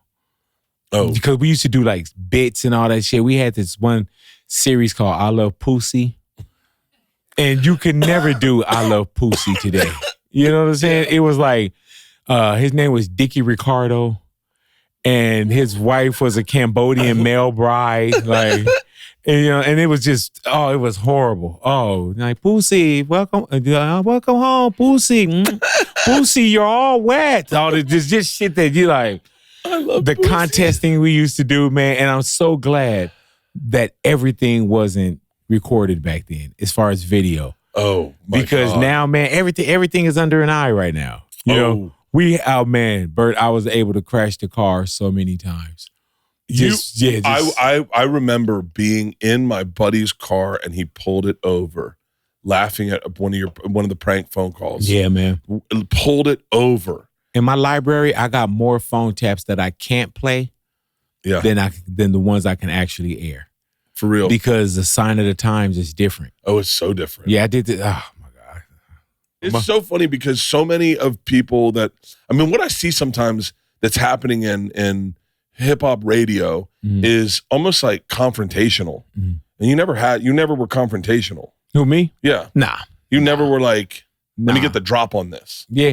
And my thing is too, man, I've had people that come into the neighborhood and, you know a lot of things about certain people, and we do get asked, could you not bring this up? And there's some things that, okay, we could do a great interview without bringing that up. And this is throughout my career. But then there's other things, bro. If there's like 10 elephants in the room, like, come on, what the fuck? You know what I'm saying?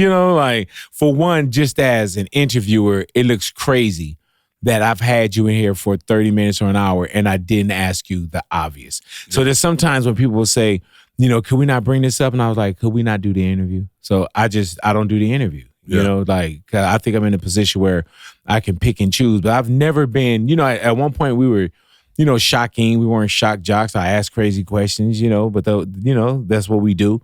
But never just where I'm just, my thing is I try to have repeated guests. I never want you to leave and say, man, fuck that guy. Yeah. You know what I'm saying? Like, that's why I think I have so many people that want to come back to the neighborhood for 30 years, 20 years, 10 years, or somebody that I just interviewed, yesterday, Rayvon from TDE that could say, man, I want to do his show again. Yeah. Are there comedy beefs? Yeah. Oh, yeah. Oh, hardcore. I mean, what do you feel about comedians now that could kind of cut the line a little bit too?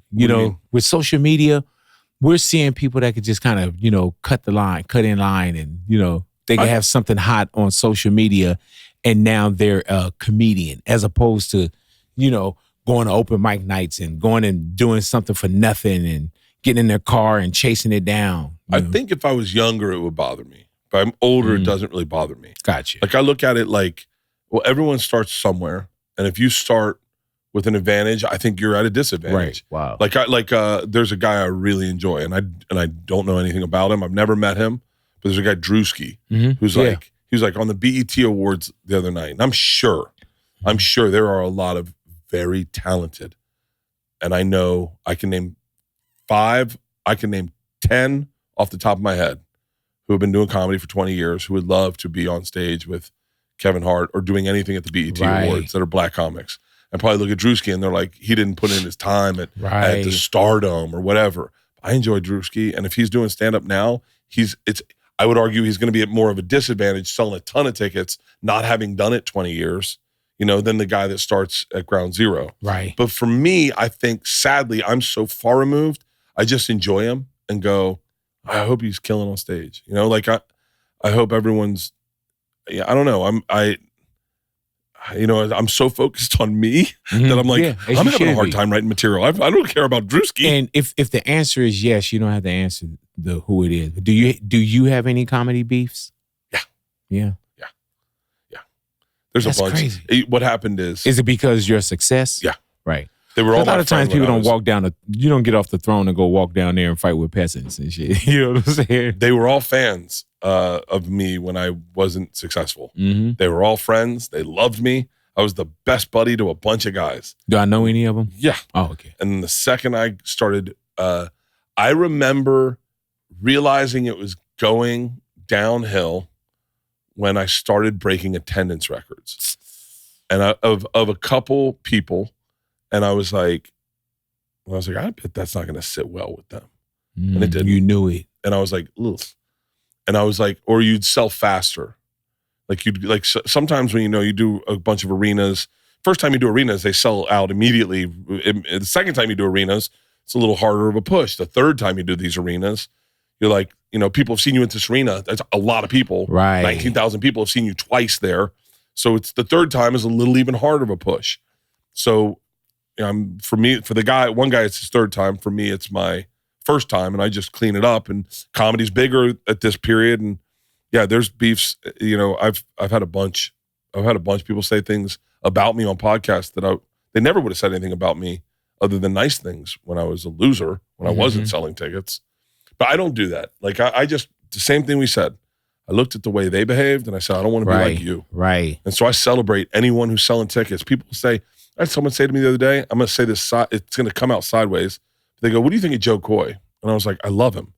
And they're like, yeah, but what do you think? And I was like, are you trying to get me to talk shit about Joe Coy? Yeah. I was like, first of all, Joe Coy's my friend. Second of all, don't ever criticize a man selling the amount of tickets he sells because you don't sell them. Don't ever think, yeah, but he does arenas. Do you really want to be doing arenas and being in the... I don't want to hear a fucking word out of your mouth. Yeah, like you've never walked a mile in Joe Coy's shoes. You don't know where he started. You don't know his whole path. And I was like, and I will never. And then you don't want to validate the bullshit too, because even if you just nod, like, that's enough. Like, oh yeah, Bert said. Anyone in the game, anyone trying to sell tickets, anyone selling tickets, anyone just doing open mics, I celebrate all of them. Is it harder to sell tickets now?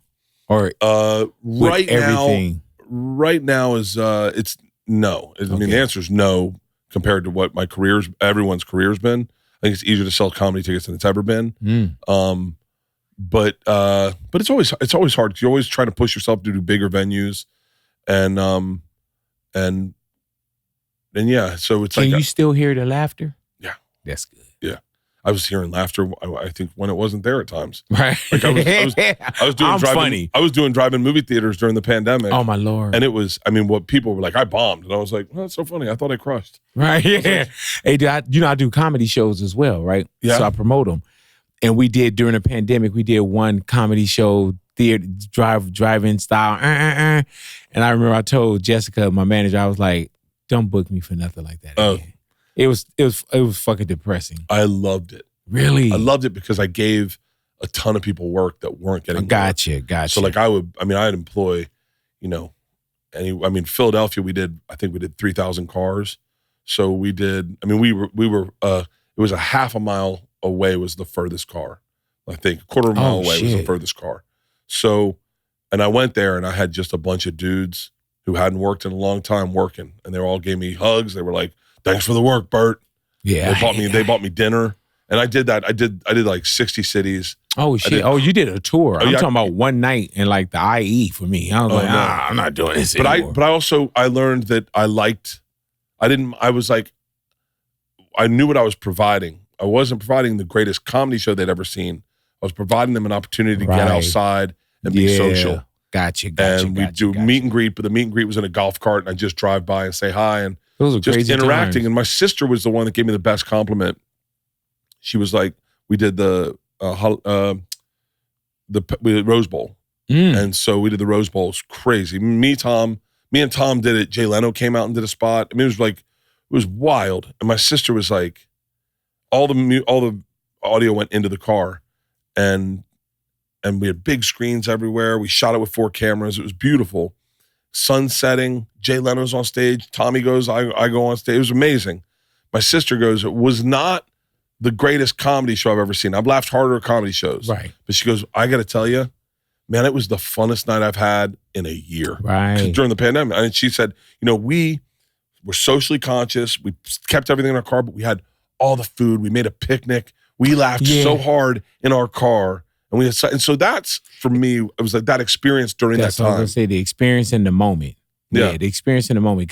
Plus we didn't know what the end game was with that. No. I thought that was going to be the norm. I even went and trademarked a name because I was like, oh, this is going to be it. You know what I'm saying? We're going to be doing car certs forever. Yeah. Yeah, and I went and got car cert.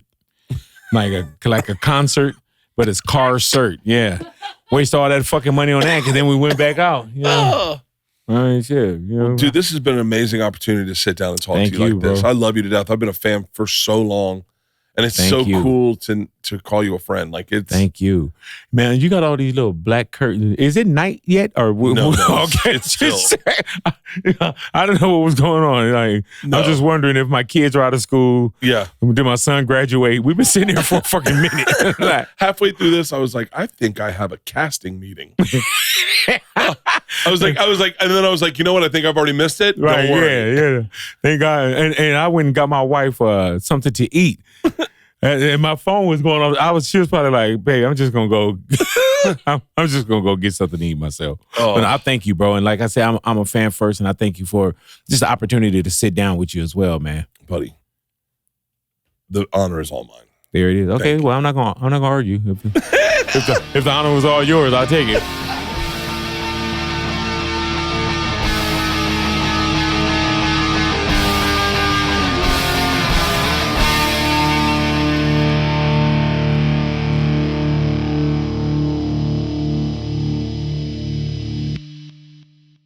This episode was brought to you by The Machine.